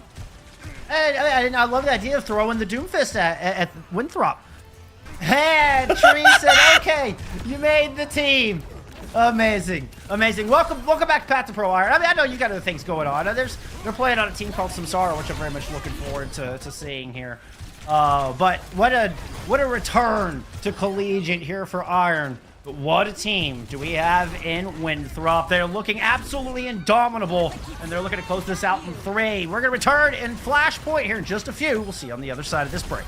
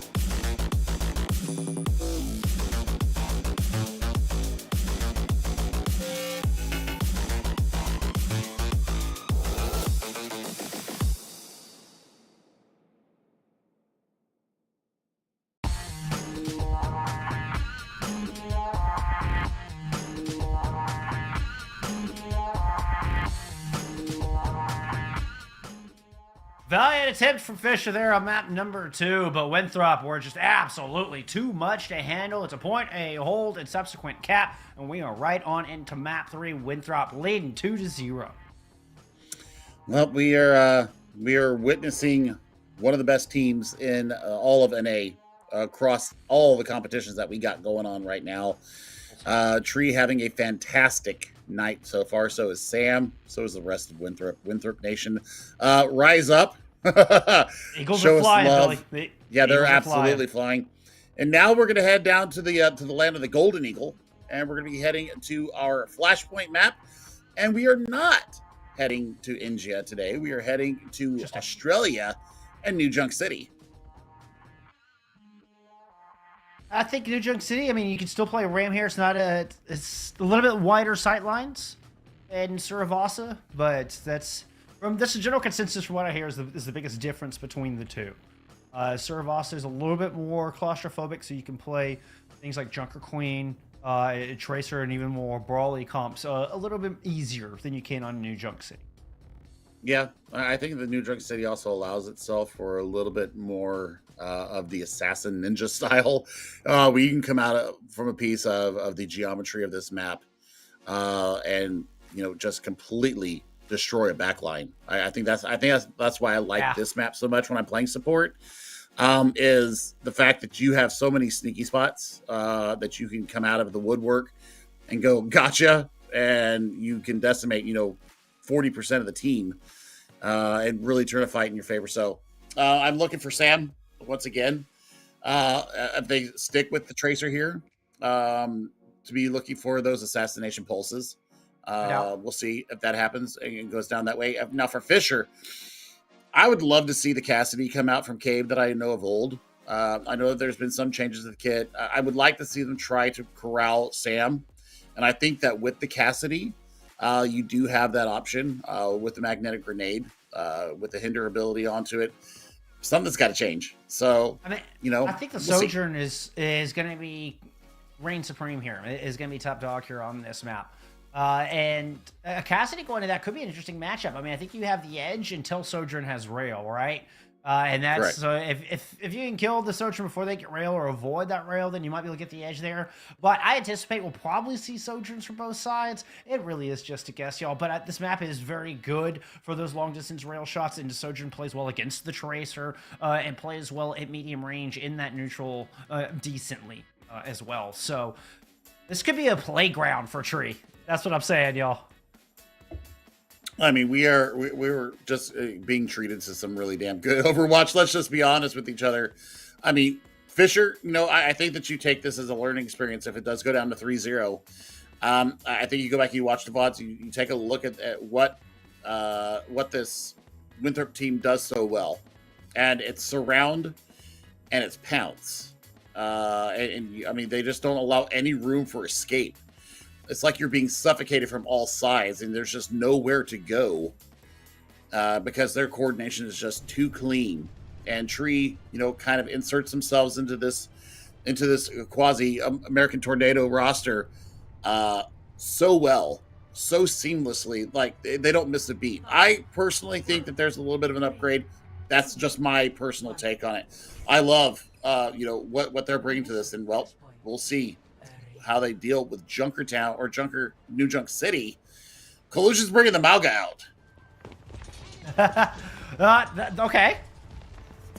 I mean, Malga very good up close, struggles at the poke, but I don't think Ramatra is going to be able to play their game as well as they'd like, at least not directly against the Malga. See how Iron responds, who is still in this match, by the way. No more Riker, or no Riker here in map 3. It's the DPS. Tree indeed having a field day as anticipated. Finds the opening headshot. Fisher running away. I mean, Kaluj with this burn damage is going to pull so many more resources out of them as well. This is just a very unfortunate situation for Fisher, because once you get the cooldowns out of the Ramatra, even through the Nemesis form, you're still going to burn.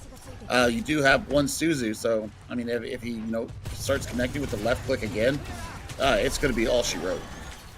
I love the aggression out of Lukewarm. Just flying in the face of Winthrop and spitting in the face of danger as they do.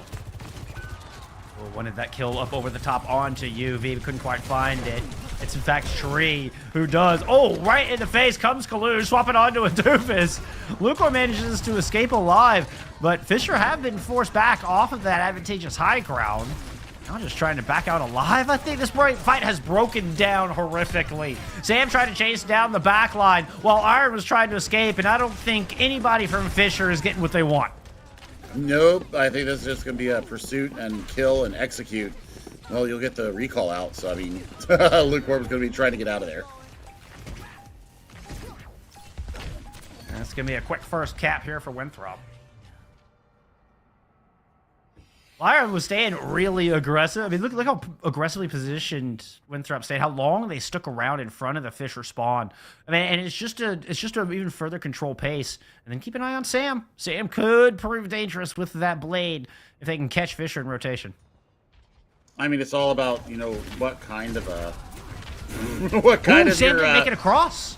No, they were even. I think they were too busy trying to jilt each other. And well, that's 2 kills out of the back. All right, Cave's not giving up on it. Cancels the overclock, but not before Tree can pick up 1. Iron will take down Collusion. It's a 2v2 on this point, but it's both supports, and Liar threw down a sound barrier. UV down to sub 50 health, starting to get a little bit of that back. Nobody has control of the objective, and reinforcements are starting to show up for Winthrop. Here comes Sam with the blade. Grapes chopped in half. Did not see that one coming at all. Attention turn on to Iron, who's popped an Annihilation. Sam is happy with that, and Winthrop do get first cap. Yeah, it's all about you know, being able to maximize on the back of this now. I mean, the sound barrier was kind of a debate, kind of a useless, but I mean, it keeps them in the fight, gives them a little bit of extra overshielding. Now, they're not going to have anything to deal with this overclock coming in from Lukewarm. It's 3 in ultimates invested here from Fisher and Esports, and they haven't gotten anything on the back of it. The Suzu keeps Sam alive. Here's they're dancing along the wall. Kind of got caught in that corner, and Lukewarm eventually finds that kill. Kalush very low as well.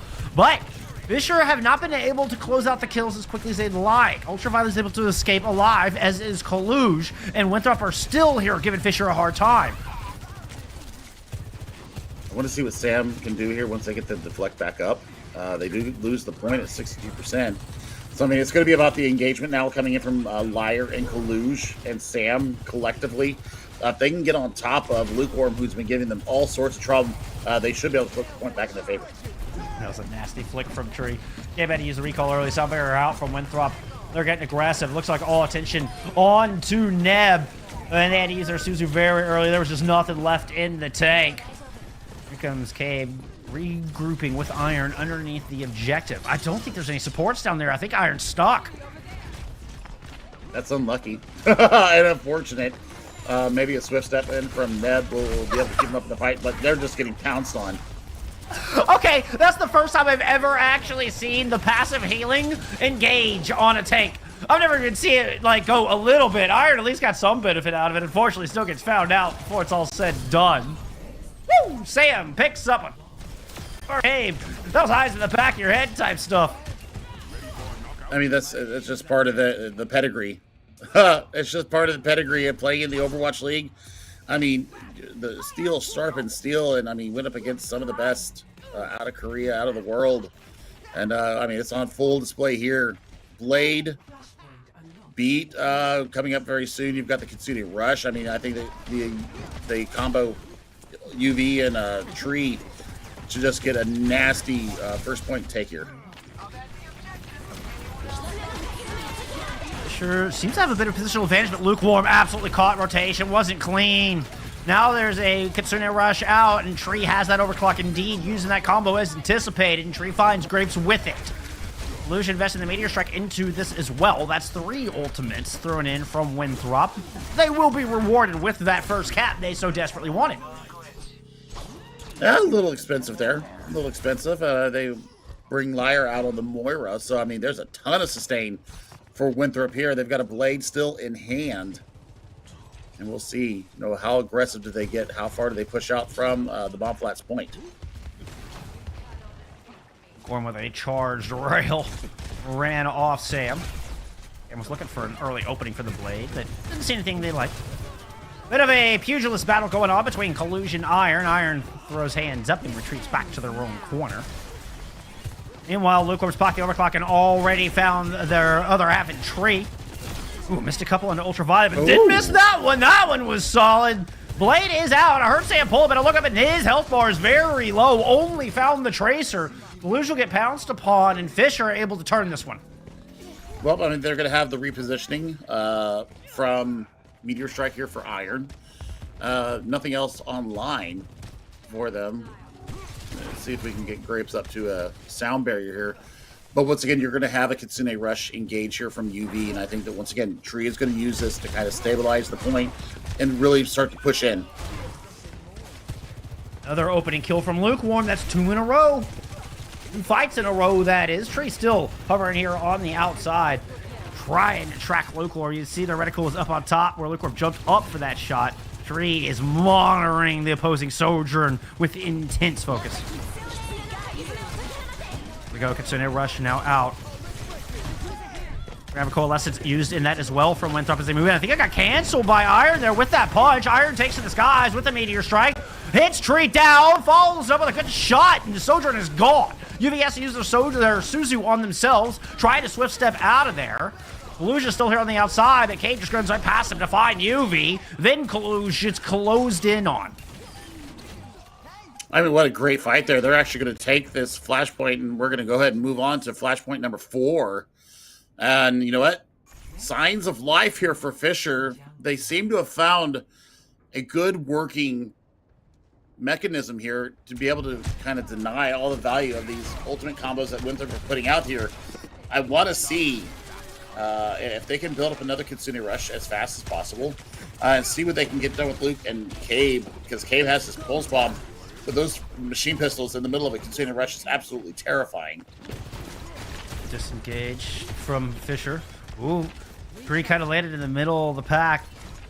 Nope, nobody ends up back in spawn as a result of it. It's go time.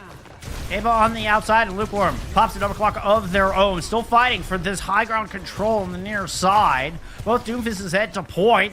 Lukewarm trying to catch Winthrop as they move in that direction as well, but no doing. Ooh, big punch lands on Sam. Sam doesn't get out. Sam goes down at 95%. Iron finds Tree as well. Iron continues with their triumphant return to Collegiate. Oh, I mean, that's 4 now. And we've got respawns coming through. Yeah, Pursuit is good. And I mean, they're beating Winthrop at their own game right now. They're taking this pincer play and kind of the assassin side angles and winning it out. Lukewarm is a big reason why this is turning. Yeah, I'm so high on this player right now. I'm telling you, Lukewarm just made a splash immediately on hitting this scene. And has been a big component here in New Junk City. Finding those opening picks. A couple fights in a row. See if they can do it again. 75 on the rail. Woo! Had Tree in their sights who swapped over to a Tracer. Woo! Gets it! Lukewarm once again opens things up here for Fisher, giving him a 5v4 for the 3rd fight in a row. Winthrop trying to respond with a Kitsune Rush. A good disengage. There's Glue dropping the Meteor Strike. Sound barrier is out, so nobody will die from that. Winthrop with a later sound barrier. Want to push in. Grapes got low, but gets topped up. Fisher with some miraculous healing out of Neb. Stay 5 strong through the ultimates of Winthrop. I mean, they went aggressive with their Kitsune Rushes, was exactly what you need to do. You have to expect the unexpected. And I mean, the boldness is exactly what they do, and they are going to take it indeed. And now we're heading to the final flashpoint, and I believe it's the refinery that we're heading to. Oh my goodness. I mean, Fisher didn't have a single point on the board prior to this. They got 2-0'd on Lijiang Tower. They got 1-0'd on Shambali Monastery. Here, finally, after 2 points on the board for Winthrop, Fisher are threatening to reverse sweep this map. And, well, I mean, start to reverse sweep in the whole series if they can pull this one out, Billy. I mean, they've got the pulse bomb. They're going to have another Lukewarm overclock here very shortly, so it's all about timing. I mean, Ultraviolet's going to have to be massive with this Suzu when the pulse bomb comes. Lukewarm 98 towards that overclock. Instrumental in the past 3 fights here for Fisher. Iron already low in this one, though, and it looks like Winthrop are commanding the high ground. Cave's been forced on the outside, and Lukewarm does it again! Unreal! Now the blade comes out, a new challenge here for Lukewarm in the Sojourn. I saw that pulse bomb into the corner, didn't see any death result of it. Kalush is continuing to backpedal up this ramp, and Sam is a little bit out from the rest of the team. Had a deflect and the dash, uses both to get back behind cover. All the while, Iron just took a ton of damage. Trio pick up Grapes as well, and Winthrop, they bend but don't break this time. I mean, this is the best that we've seen Fisher look all night. Certainly. Lukewarm still on a bender on the Sojourn. But Neb, another Kitsune Rush ready. We've seen how good they have been when they have gone aggressive with this ultimate. Can you get the better of Ultraviolet with their own answering Kitsune Rush? Can Lukewarm find first blood for 5 fights in a row? Oh my, I mean, it was by the skin of their teeth that Winthrop were able to pull off the last one. Kitsune rushes simultaneously for both of our teams. Fisher throwing in a sound barrier, and Kalush is in deep on the Junker Queen. Sound barrier was invested here from Winthrop as well. The pulse from Tree doesn't land. So far, UV has our only pick. Sam gets another one. Rampage onto the point. Iron following closely behind with their Meteor Strike, but now ducking down as 4 Winthrop players converge in onto the Doomfist. Fisher did manage to swap this through the 99, a fortuitous turn. Cade goes down, though, and Winthrop have the point right back. Iron forced back onto the objective with less than half health, less than ideal, now back in spawn. Nebs, Suzu was late, and now they are under too much pressure. Winthrop hold on. It was a wonderful showing here from Fisher in map 3, but the Eagles continue to soar and close this one out in a 3-0. Still, great signs of life out of Fisher. I got to give kudos to them because they were getting absolutely murdered through the first 2 maps, and then they started to find the formula that works for them. The Tree is just a different kind of level. And they get it done. We're going to take a look at how we got to where we got. The 3-0 sweep here from Winthrop. And this first map was just a study in coordination and intensity. Well, there was the most dominant map by, I was going to say by far.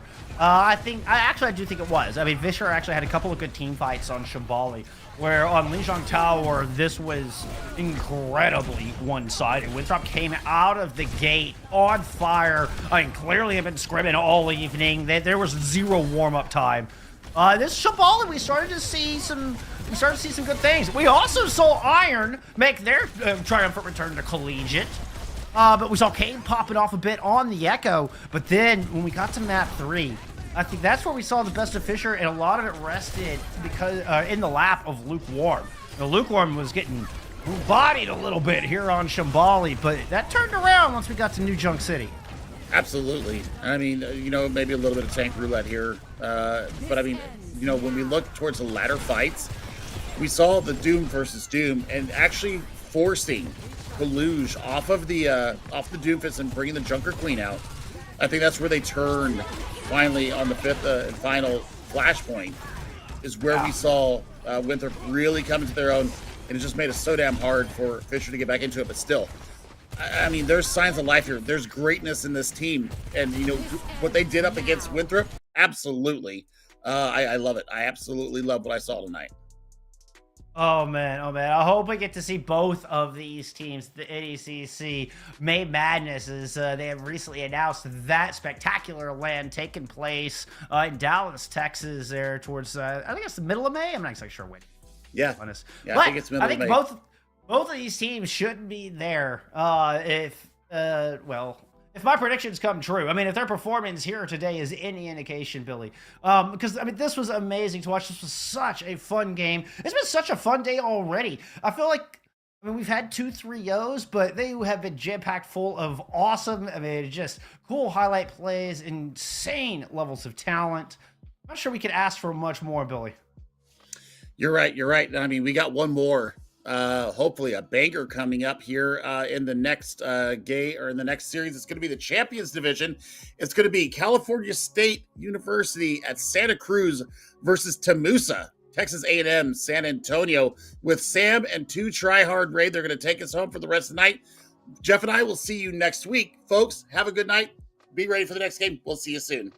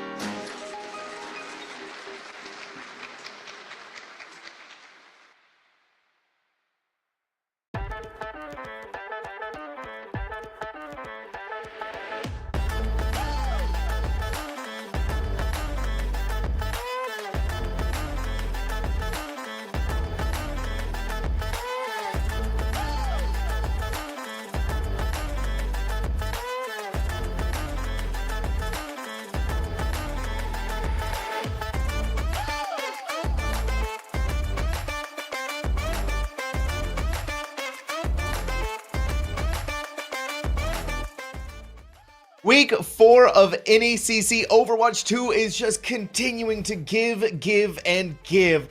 Now we're going to be ending tonight on one banger of a matchup. Hello everyone, my name is Sam Tonks. Joining me is 2Tryhard Ray. And Ray, what better teams to end the night with than with Texas A&M University, San Antonio versus California State University, Dominguez Hills Cardinal. I mean, come on. Yeah, going to be a mouthful for everyone tonight. Both teams, as we're going to show you, are doing fantastic so far this season. Both sitting at a 2-1 record. And guess what, Sam? They both lost to the same team in Northern Arizona University. That's really hard to believe, right? Especially when you consider the pedigree of both of these teams. Just imagining what Northern Arizona University must be doing over there to give themselves that leg up over both of these teams. At the very least, though, Ray, it wasn't a complete blowout. It was 3-1, so they have kind of that edge up against each other, especially when you think about how long California State University Dominguez Hills has been in NECC versus sort of the newness out of Temusa. A little bit of something to think about, especially moving on forward into the future. And I think now we should also start taking a look at the lineups, Ray. Yeah, starting with CSU. They have been in this Challengers division. They have been there. They have done that. Heard from the manager, they've won a couple of seasons. So looking at this roster, Ficklefart, Wikitrix, O Project, Swanky, Night Fury, what isn't there to love about this roster? No, I mean, it's a roster that's been together for a long time. It's a roster that has weathered a lot throughout the years that it's been together. And to still be in the Champions West Division really is a testament to what this team is capable of and how far they're able to push the buck. And we look over at Temusa, Texas A&M University, San Antonio, with Loop, Just, Wanter, Goliathan, and Paperclip. A little bit of a newer team, but in NECC, so to speak, Ray, but one that's not, I think, going to take anything sitting down. I totally agree. Not to show my bias at all, but I literally live 20 minutes away from this school, so I'm very excited to be casting a school local to me, and I've already been building relationships with them, so not that I'm rooting for them or anything, but I can't wait to see what kind of comps they show up with, because they were pretty secretive to me about what they want to run tonight. Yeah, holding it close to their chest. So at the very least, we know that they're flexible, right? So they can fit into any situation, any mold you put them in. Just pretty pivotal when it comes to the still flux state that we have in Overwatch 2. But we also do kind of get an idea of what the meta is starting to look like and an idea of how things are going to be shifting moving forward into the future. Now, Ray, I think it is time that we talk about our map selection and where we're going to be going first for this evening. Starting off with Control into Escort, Flashpoint, Push, Hybrid, and Control if we need to go that far, obviously. But Oasis, our first map, Ray. Yeah, talking with CSU before the match, They love to run Junker Queen rush compositions, and I think Oasis is going to provide that opportunity for them to be able to do that. Every single submap of Oasis provides a nice field for that Junker Queen composition to work extremely well, so look out for that from CSU on this map. And then that leads into what is Tamusa going to do? What did they think is going to give them that great success? I mean, we could have a battle of the Junker Queens on our hands, or whatever surprise that we may be getting out of them, right, Ray? This is kind of the exciting moment where we're going to get a gift unwrapped on Christmas morning, it feels like. Couldn't agree with you more. And I'm just excited to get this unfolded. Who is going to take that decisive step forward to go 3-1 in the season? Because that's going to be a great jumpstart to your season and really set things up for you to position yourself for a playoff spot. And you want to hold on to the dreams of being able to get into the playoff spots. You want to be able to get there as smoothly as possible, Ray. Don't want any bumps in the road. We are now on map number 1 of Oasis. As we get a look at our heroes, Texas A&M, what you got for us, my friends? Oh, it is none other than the Junker Queen herself style composition, and a pretty similar comp across the board. Only difference is between these two teams, Ray, Wiki Tricks on the Genji for CSU.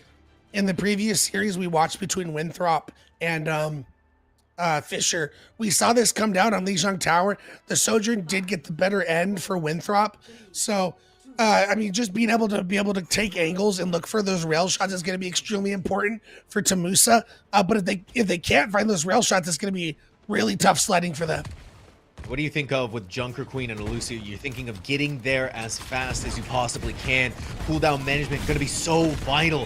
CSU still stuck on the stairway. Tamusa, a little scary there for Wanter, but now in their backline. Wikitrix actually off of the Genji onto Echo, really throwing things into chaos. CSU in their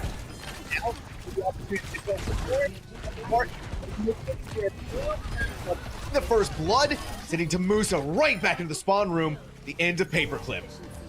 Yeah, that's very well played by CSU. They kind of just pincered them into that room. Tamusa did not commit one way or the other. You need to tell everyone go onto the Junker Queen or everyone peel for the Echo Tracer. They didn't do that, got stuck in the room, and because of that, they lost that fight. So we're going to need to see those adjustments coming out from Tamusa, as Loop already took a bunch of damage, and Wikitrix is looking for an angle on this Echo. Oh, Fracklefart almost got away with it. Loop catching them out at the last second, but forces the recall, and Loop is still taking a mountain of damage on top of that. So this Tracer's gonna have difficulties to get into that backline. Needs to wait for their recall to come up before the re-engage actually even begins to happen. Meanwhile, CSU, we're already gonna see a duplication from Wikitrix onto the Junker Queen, and it's just gonna be right in the face of Wanter, who cannot go anywhere. It's just trying to fight against a brick wall for Tamusa. Yeah, I do not think they were expecting Wikitrix to have that duplicate up already, and well played. Gets aggressive, dupes the Junker Queen, and they're all able to just move in with that double commanding shout combination. So CSU is firing on all cylinders, and they still have so many ultimates to work with. They won that by only using that duplicate set. It's impressive. Wikitrix is kind of a demon on this field, and I cannot believe it. Fracklefart is still hiding out there. The pulse bomb coming up humongous, and then add the rampage on top of this. It is chaos in its purest and finest form, and its name, CSUDH Cardinal. The one thing you can be grateful about if you're Tamusa, that fight was fast, and you got 3 ultimates out of them. So you come in this next fight, you're going to have 4. Everything's shifted in your favor, but this is a must-win fight, or you're losing this point. They need to get to the point with what they have now contested, being brought into overtime, just looking for the primary target. Wikitrix out of there, enough damage for Swanky that Loop is able to pick up the pieces from there, and Tamusa, undeterred, bloodied head but unbowed, has taken the point back. Still has that very long road ahead of them, and Loop is gonna get a face full of axe from projects. Yeah, Loop will be back fast with the pulse bomb, but I mean, CSU gets to come back. They get to reset the ult economy. Yeah, but that's a great pick. Now we're also going to see Wanter rampage right into the targets that they need to go for. O Projects under a massive amount of damage, but even throughout all of that is cleaving quite cleanly through the back line of their targets. And what a protection, Suzu, to save CSU from the pulse bomb of Loop. It looked like there may have been a chance there for Tamusa Ray. Chances slip through their fingers like sands in the hand. Yeah, unfortunately, for the side of CSUDH, they all just seem to be a little bit more coordinated, a little bit more on the same page. And with this Tracer Echo, it's almost a necessity because you have to focus up this damage and allow Wiki Tricks on this Echo to take full advantage of that focusing beam.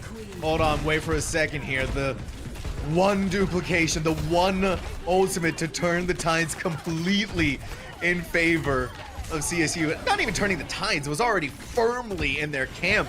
You just hunt them down like that. Wiki Tricks feels unreal. Same with the rest of the roster of CSU DH Cardinal.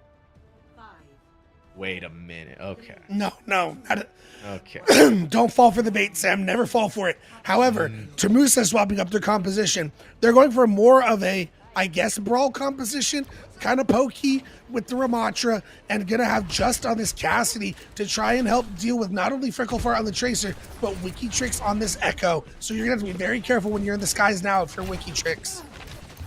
This is that flexibility from Tamusa on display to try something new and see how it's going to work up against CSUDH. They're still stuck so far away, just already bringing the Rootin' Tootin' Cowboy at the forefront of this composition. Now for CSUDH, no Lucio, no maneuverability, so much more difficult to move around with, but Wanter, under a boatload of damage, is not going to be able to survive through that. Thankfully, though, Just is still putting in the work and the effort. Tamusa, first capture of the point. Yeah, being able to constantly hit those shots on Cassidy, you're unleashing so much damage and applying that minus 20% healing. Just was too far forward, though. They became the sacrificial lamb to the slaughter. Tamusa, just as quickly as they gained it, Ray, was giving it up 13% before they lost it. Yeah, to me, you were trading picks there. Just got a little too full of himself after having a great first fight. Pushed up a little bit too far and gets caught out like Icarus flying too close to the sun. Now maybe able for Tamusa here. Oh, Project, a beautiful clean headshot from Just is going to open the door wide open for them to take this site and try to fight for it again. And especially even more so with Loop winning up against Fricklefart, seeing Swanky trying to skate around the gazebo. Not meant to be. This point is going back and forth. Yeah, the good thing was you didn't commit any ultimates to that fight. If you're a CSUDH, and Tamusa did use that amplification matrix, so you're in a good position here. Fricklefart, however, misses the pulse bomb, and it puts Just in a really good position to be able to take this high noon and not have to worry about a pulse bomb in his face.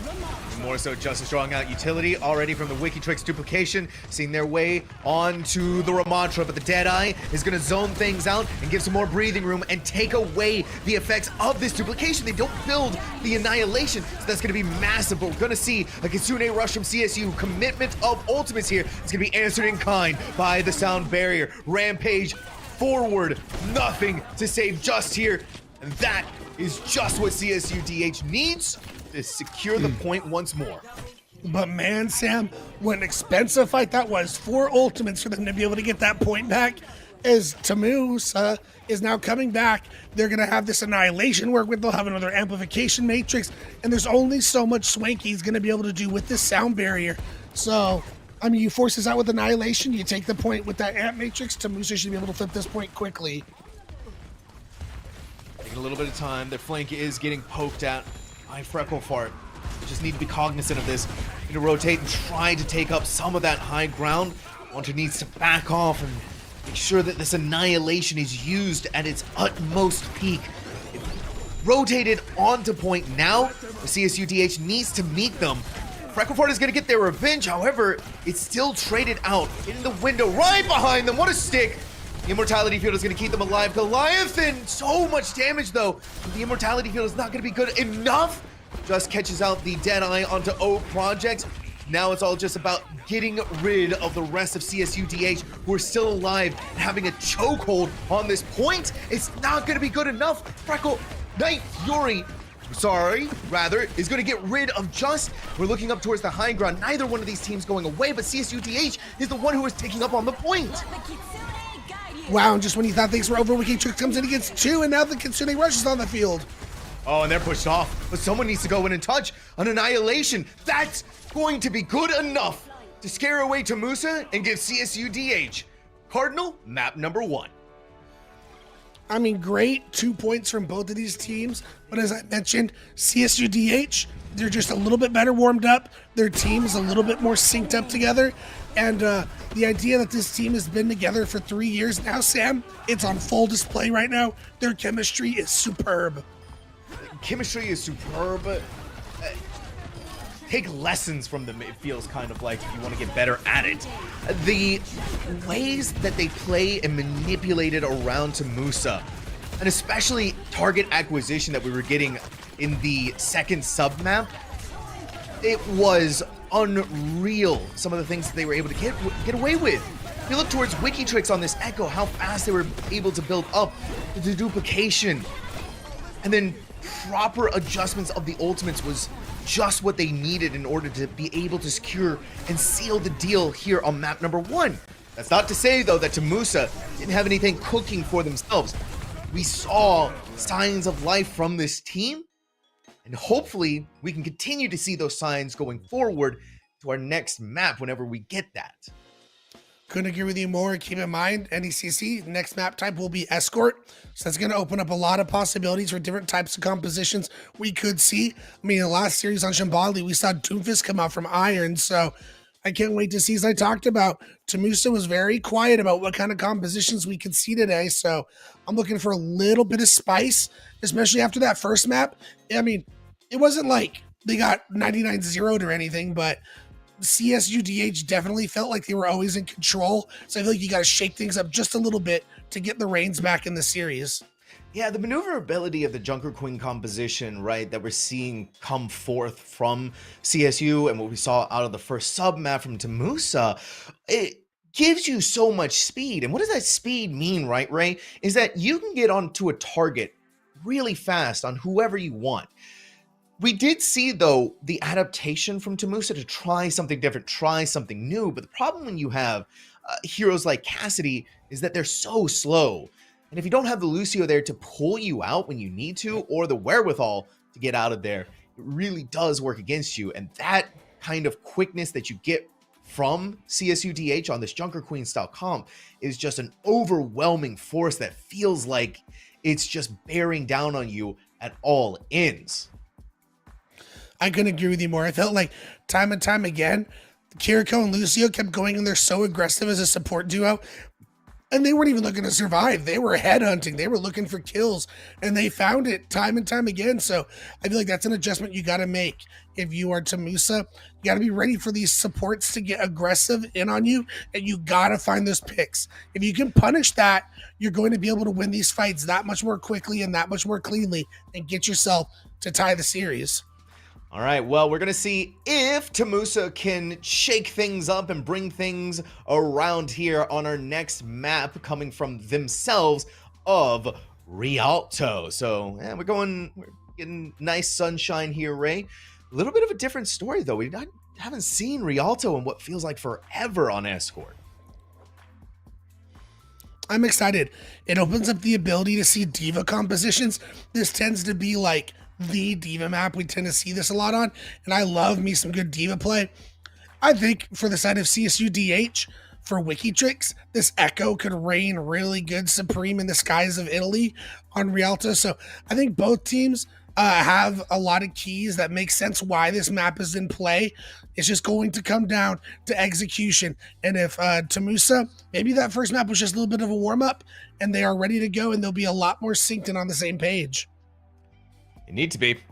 Map 1, a little bit of a warm up here for Tamusa.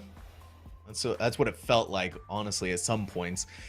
CSUDH, this bond that they have with each other, the years of experience just working so much in their favor, but can't discount Texas A&M University, San Antonio just yet until we get more examples of what they're going to be capable of here. we start off CSUDH on the defense, Tamusa on the attack. These hero compositions, Ray, they're raising an eyebrow from me. So I'm going to focus on CSUDH because we know that's what they're rolling with.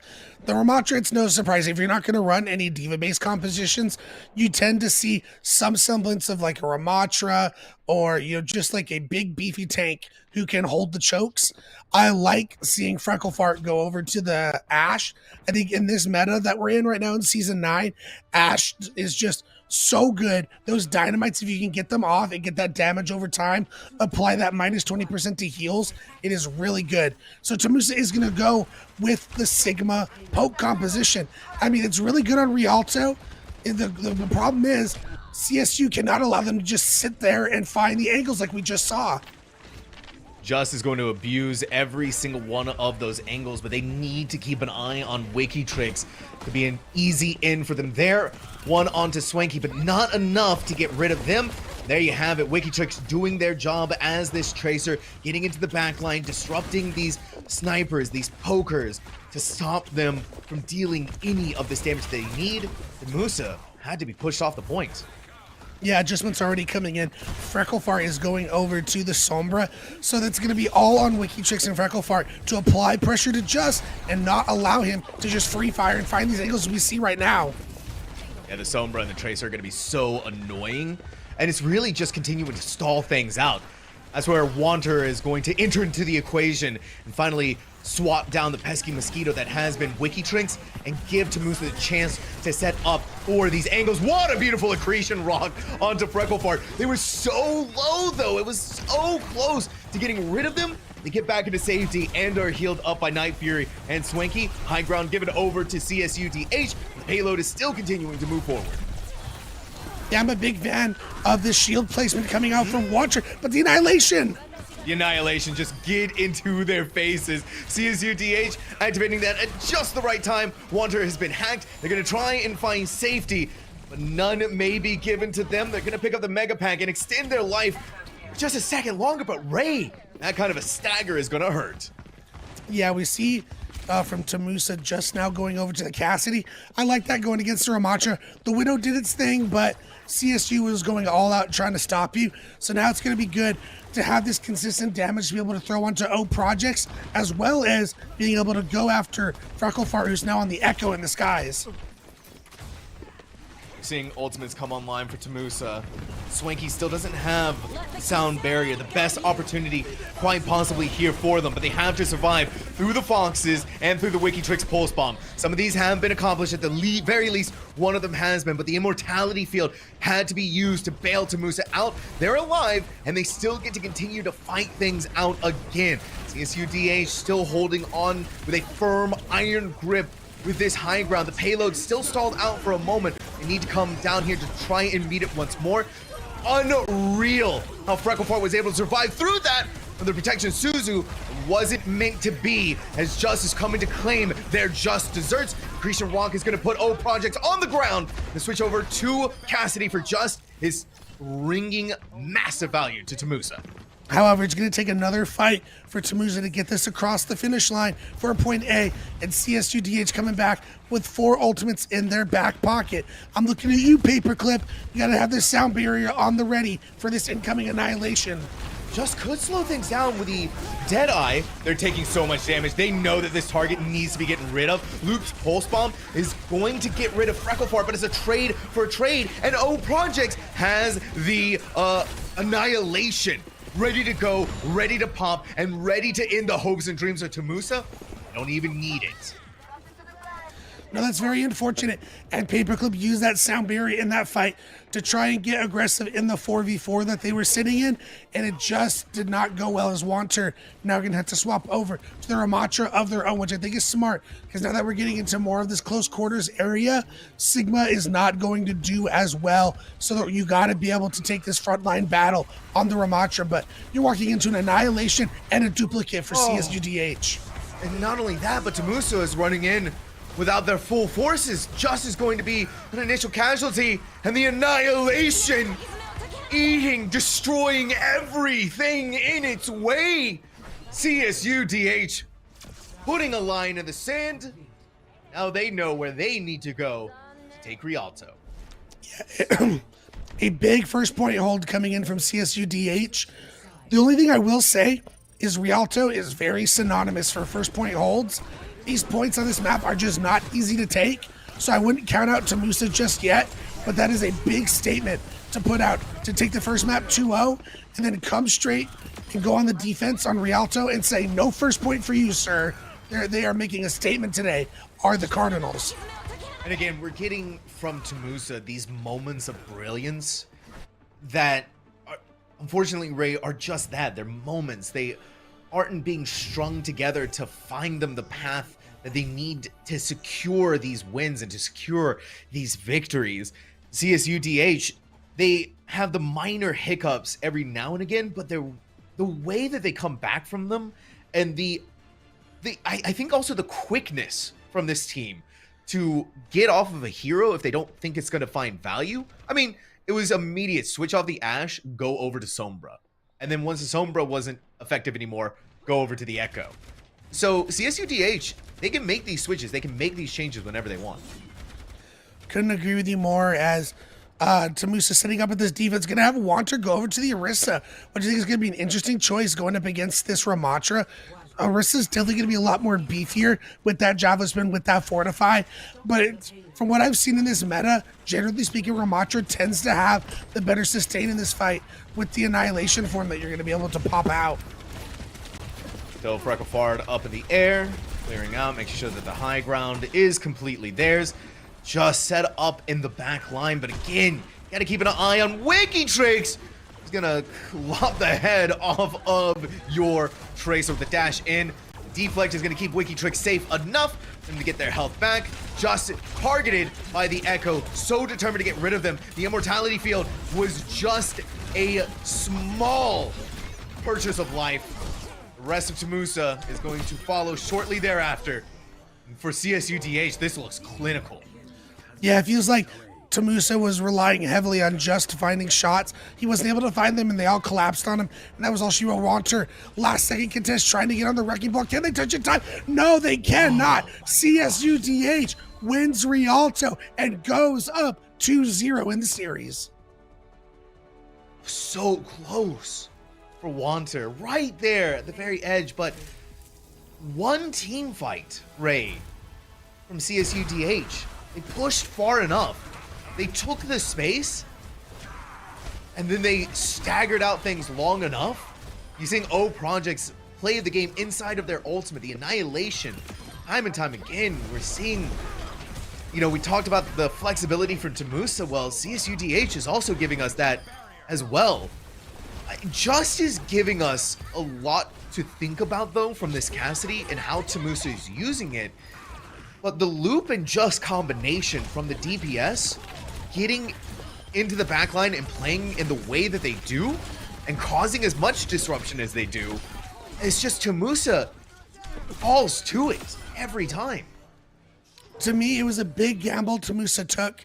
When you knew you got first point held there, you play a composition where you wanted to keep space and give your Widow angles to shoot at. When you do that, you allow so much free card space. So you're in a position, if you lose that first fight, you're probably not going to even be able to get back in time.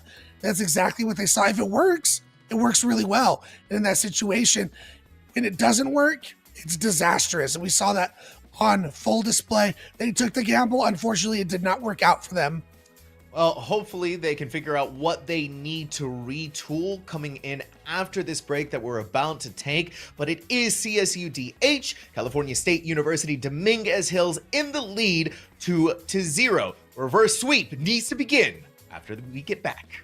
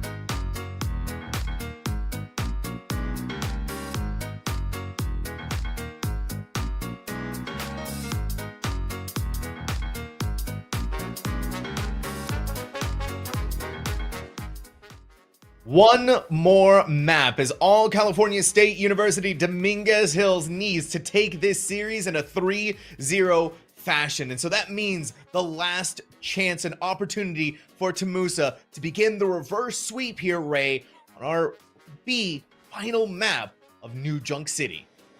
Yeah, and I think this map is going to play beautifully into those Junker Queen compositions we saw on Oasis, or even the Ramatra compositions we saw come out on Rialto a little bit. So I think expect those same kinds of compositions, but I think the DPS are the things that we can see. We saw some teams, especially CSU DH, they kind of flirted a little bit with playing Genji. I think we could see that on New Junk City, where on these Flashpoint maps, there's just a lot of flanking to be able to go on. So I think, Junker Queen with like a Tracer Genji can go pretty hard. But the Echo they've been playing too, I still think it could have a lot of success on this map. Listen, that Echo has found a lot of success in a lot of different situations and scenarios. I wouldn't be shocked at all, Ray, if we get something absolutely just crazy from both of these teams. But obviously, once we get into the actual game itself proper, we'll get all of the knowledge and forewithal. But like you said, I'm likely gonna be seeing the matriarch herself in her own turf. I think that's only fitting, is if this game ends here, have it with Junker Queen on her own map. But Tamusa is not gonna go down without a fight, as we now are going to get an idea of what these teams are looking at. And these are compositions I did not expect to see out of either of these teams. Tamusa is going to commit full on into a dive composition with Doomfist, Tracer, Genji.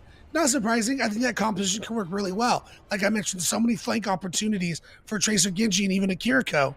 For the side of CSU Cardinal, CSU DH, looks like they are going to go and they are actually going to walk out on this Zarya composition. So again, this is more of a brawl composition.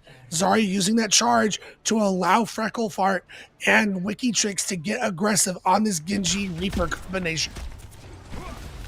Final opportunity here for Texas A&M University San Antonio. The gates are open. Paperclip is already out of here. The first elimination, and Freckleford is going to continue this CSUDH train. This train that has no brakes. Tamusa fallen for the flashpoint even unlocked. Yeah, that was one of my concerns for CSUDH, is there's so much mobility in Tamusa. How are you going to easily be able to get value out of this Reaper? I mean, getting Paperclip down immediately takes a lot of that mobility out of the playing field. So if you're Paperclip, you cannot allow yourself to be the first one to go down in these fights, because the mobility is going to be imperative to giving you a leg up in these fights. Already seeing Wikitrix get out of there as Reaper for re-engaging back in on this fight, but Tamusa across the board just has no HP. Wanter, first elimination in this team fight, couldn't do anything to get out of there. Paperclip hunted down by the Reaper themselves, and Frecklefart ready to go toe-to-toe against their mirror matchup. Tamusa just has no chance to even see the point, Ray. Yeah, it's very unfortunate as we see some changes coming out. Wanter's going to match the Zarya. So for Loop and Just, they're now going to have this ability to get a little bit more aggressive because Wanter can provide them bubbles. But CSU has just been so good in coordinating that it still might not be enough. They're about to have a battle of this point that they're just going to back away from as they realize how close it was, and they need to set themselves going into the next flashpoint here, Ray. We're still having this all-out brawl that's happening on what are the remnants of this previous point. Leviathan, quick protection. Suzu is going to keep them alive. They have the Kitsune Rush. So does CSUDH, along with a bevy of all their ultimates ready and willing to go. Yeah, I was curious if Loop was going to go for the pulse bomb there. A lot of cooldowns were out of the way there, but they do get projects, which is going to be great opportunity for Tamusa to try and win this first fight here, but they got to continue pushing. They got to capitalize. Oh, the target acquisition. Swanky was almost out of there, but just a little too far forward. Frecklefart's deflect isn't going to be good enough, and CSUDH is going to commit the sound barrier. Wikitrix was so close to wiping Tamusa onto the floor. Kitsune Rush from Goliathan looked like it was just what the doctor ordered from Tamusa. And now a quick pulse bomb that's going to give Projects out of that charge, but not going to be good enough here for them to get the heck out of Dodge. That's the kind of momentum Tamusa was looking for. Get aggressive, take advantage of the pick you got early, and win the fight with very little ult commitment. It was a trade 2 for 2 in that fight. So now you get a lot of percentage ticking up in your favor, and now you get to be the aggressors in this next team fight and look for an aggressive Graviton Blade combo. Paperclip has their sound barrier. Anything goes sideways, they're ready for it. Here it is, the countering Graviton Surges and the countering Dragon Blades. But whatever happened there was just too far away. We're not able to get any value out of it whatsoever. And in fact, the strategy was flipped right back at them, Ray. Tamusa falls once more. Yeah, to me, that's an absolutely devastating fight to lose for Tamusa, where you had the sound barrier advantage to counteract dueling Grav Blade combos from both teams, and they just were not able to make it happen. But yeah, you saw Frecklefart at like 17 health there. They needed to find that kill. Unfortunately, they weren't able to, and Frecklefart is able to clean up the rest of that fight. But you only have to win one more fight to win this point if you're Tamusa. But the old economies for both of these teams have been reset, so this is all just going to be about mid-engagements in this fight. Oh my gosh. The concentration onto Wanter is chunking their health bar in about 20 different ways. Wikitrix hit the recall button, back over to safety. Projects sending it all into devastation. Wikitrix Tracer in combination with their Zarya. Tamusa is just without a head right now. You might get one more crack at this if you're Tamusa, but I mean, just look at the staggering ult CSU has. What I might do is go into this, try and force some ults out of CSU. Even if you don't win the fight, you're going to come to this third point with the ult advantage, but it looks like they're just going to look to fight another day and reset on the next point. But like I said, CSU DH, so many ultimates coming onto this next point. All of those ultimates are here for CSU DH's final flashpoint that they need to close out the map, close out the series. Tamusa needs to pull out all of the tricks and more if they want to keep themselves going into map number 4. But Projects is already gonna add in a world of hurt here. CSU DH is on fire, and whoever gets close is getting burned. Yeah, they are just firing on all cylinders right now, Sam. They have just been on sync, on the same page, on the same targets this entire night, showing why they came into this 2-1 and are looking to go 3-1 and aren't looking back.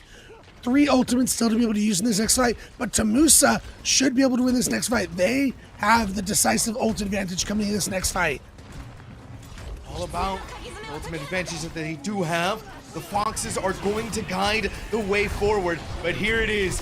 The ultimate's being expended. Paperclip built up to the sound barrier just in time, but it's not going to be enough here to save the day for them and keep them in this fight. It's a desperate attempt for the remaining remnants of Tamusa, but CSU DH has planted their feet firmly in the ground and nothing is moving them.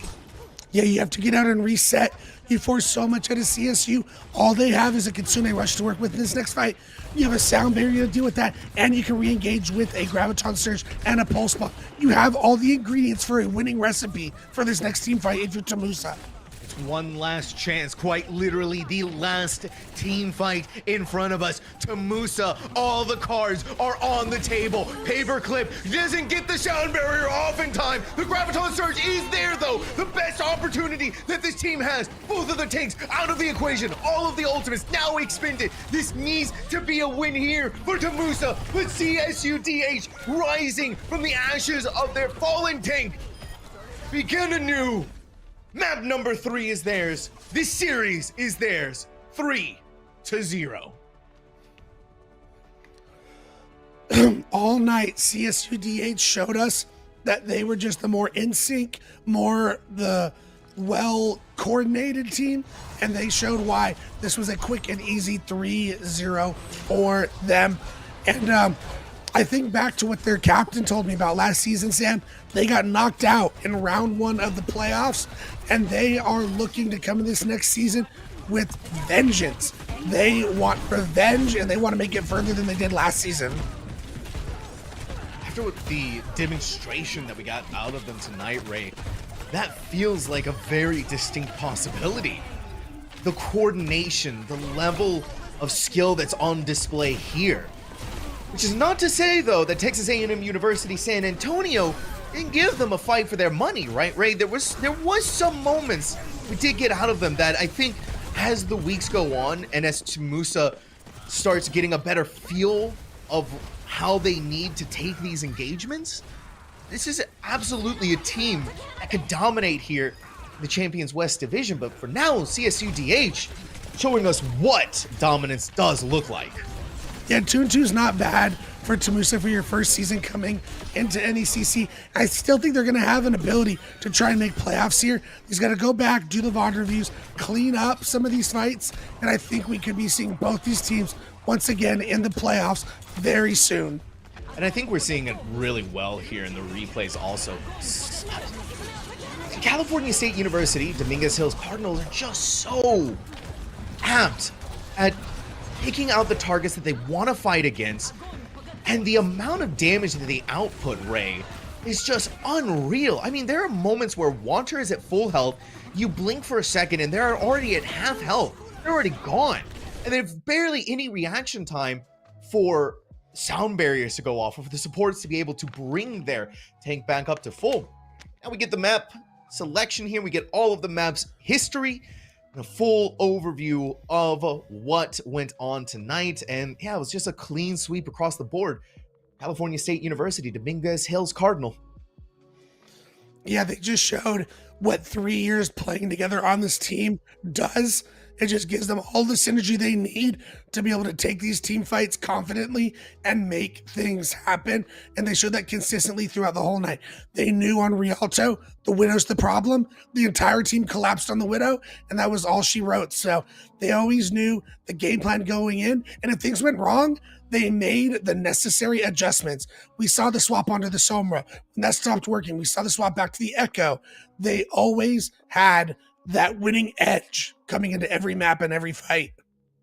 Well, we'll see if if whether or not CSUDH is going to be able to keep up this momentum in the following weeks, whether or not Tamusa is going to be able to learn from their mistakes and become better for it. But as of now, Ray, it is going to be the end of the evening here for NECC. Thank you all so much for watching. And I'm just looking at the schedule of the amazing games that we had. I mean, we had Bobcats versus Converse. We had Winthrop versus Fisher. And of course, to close things out, CSUDH versus Tamusa. I mean, Ray, what a night of Overwatch.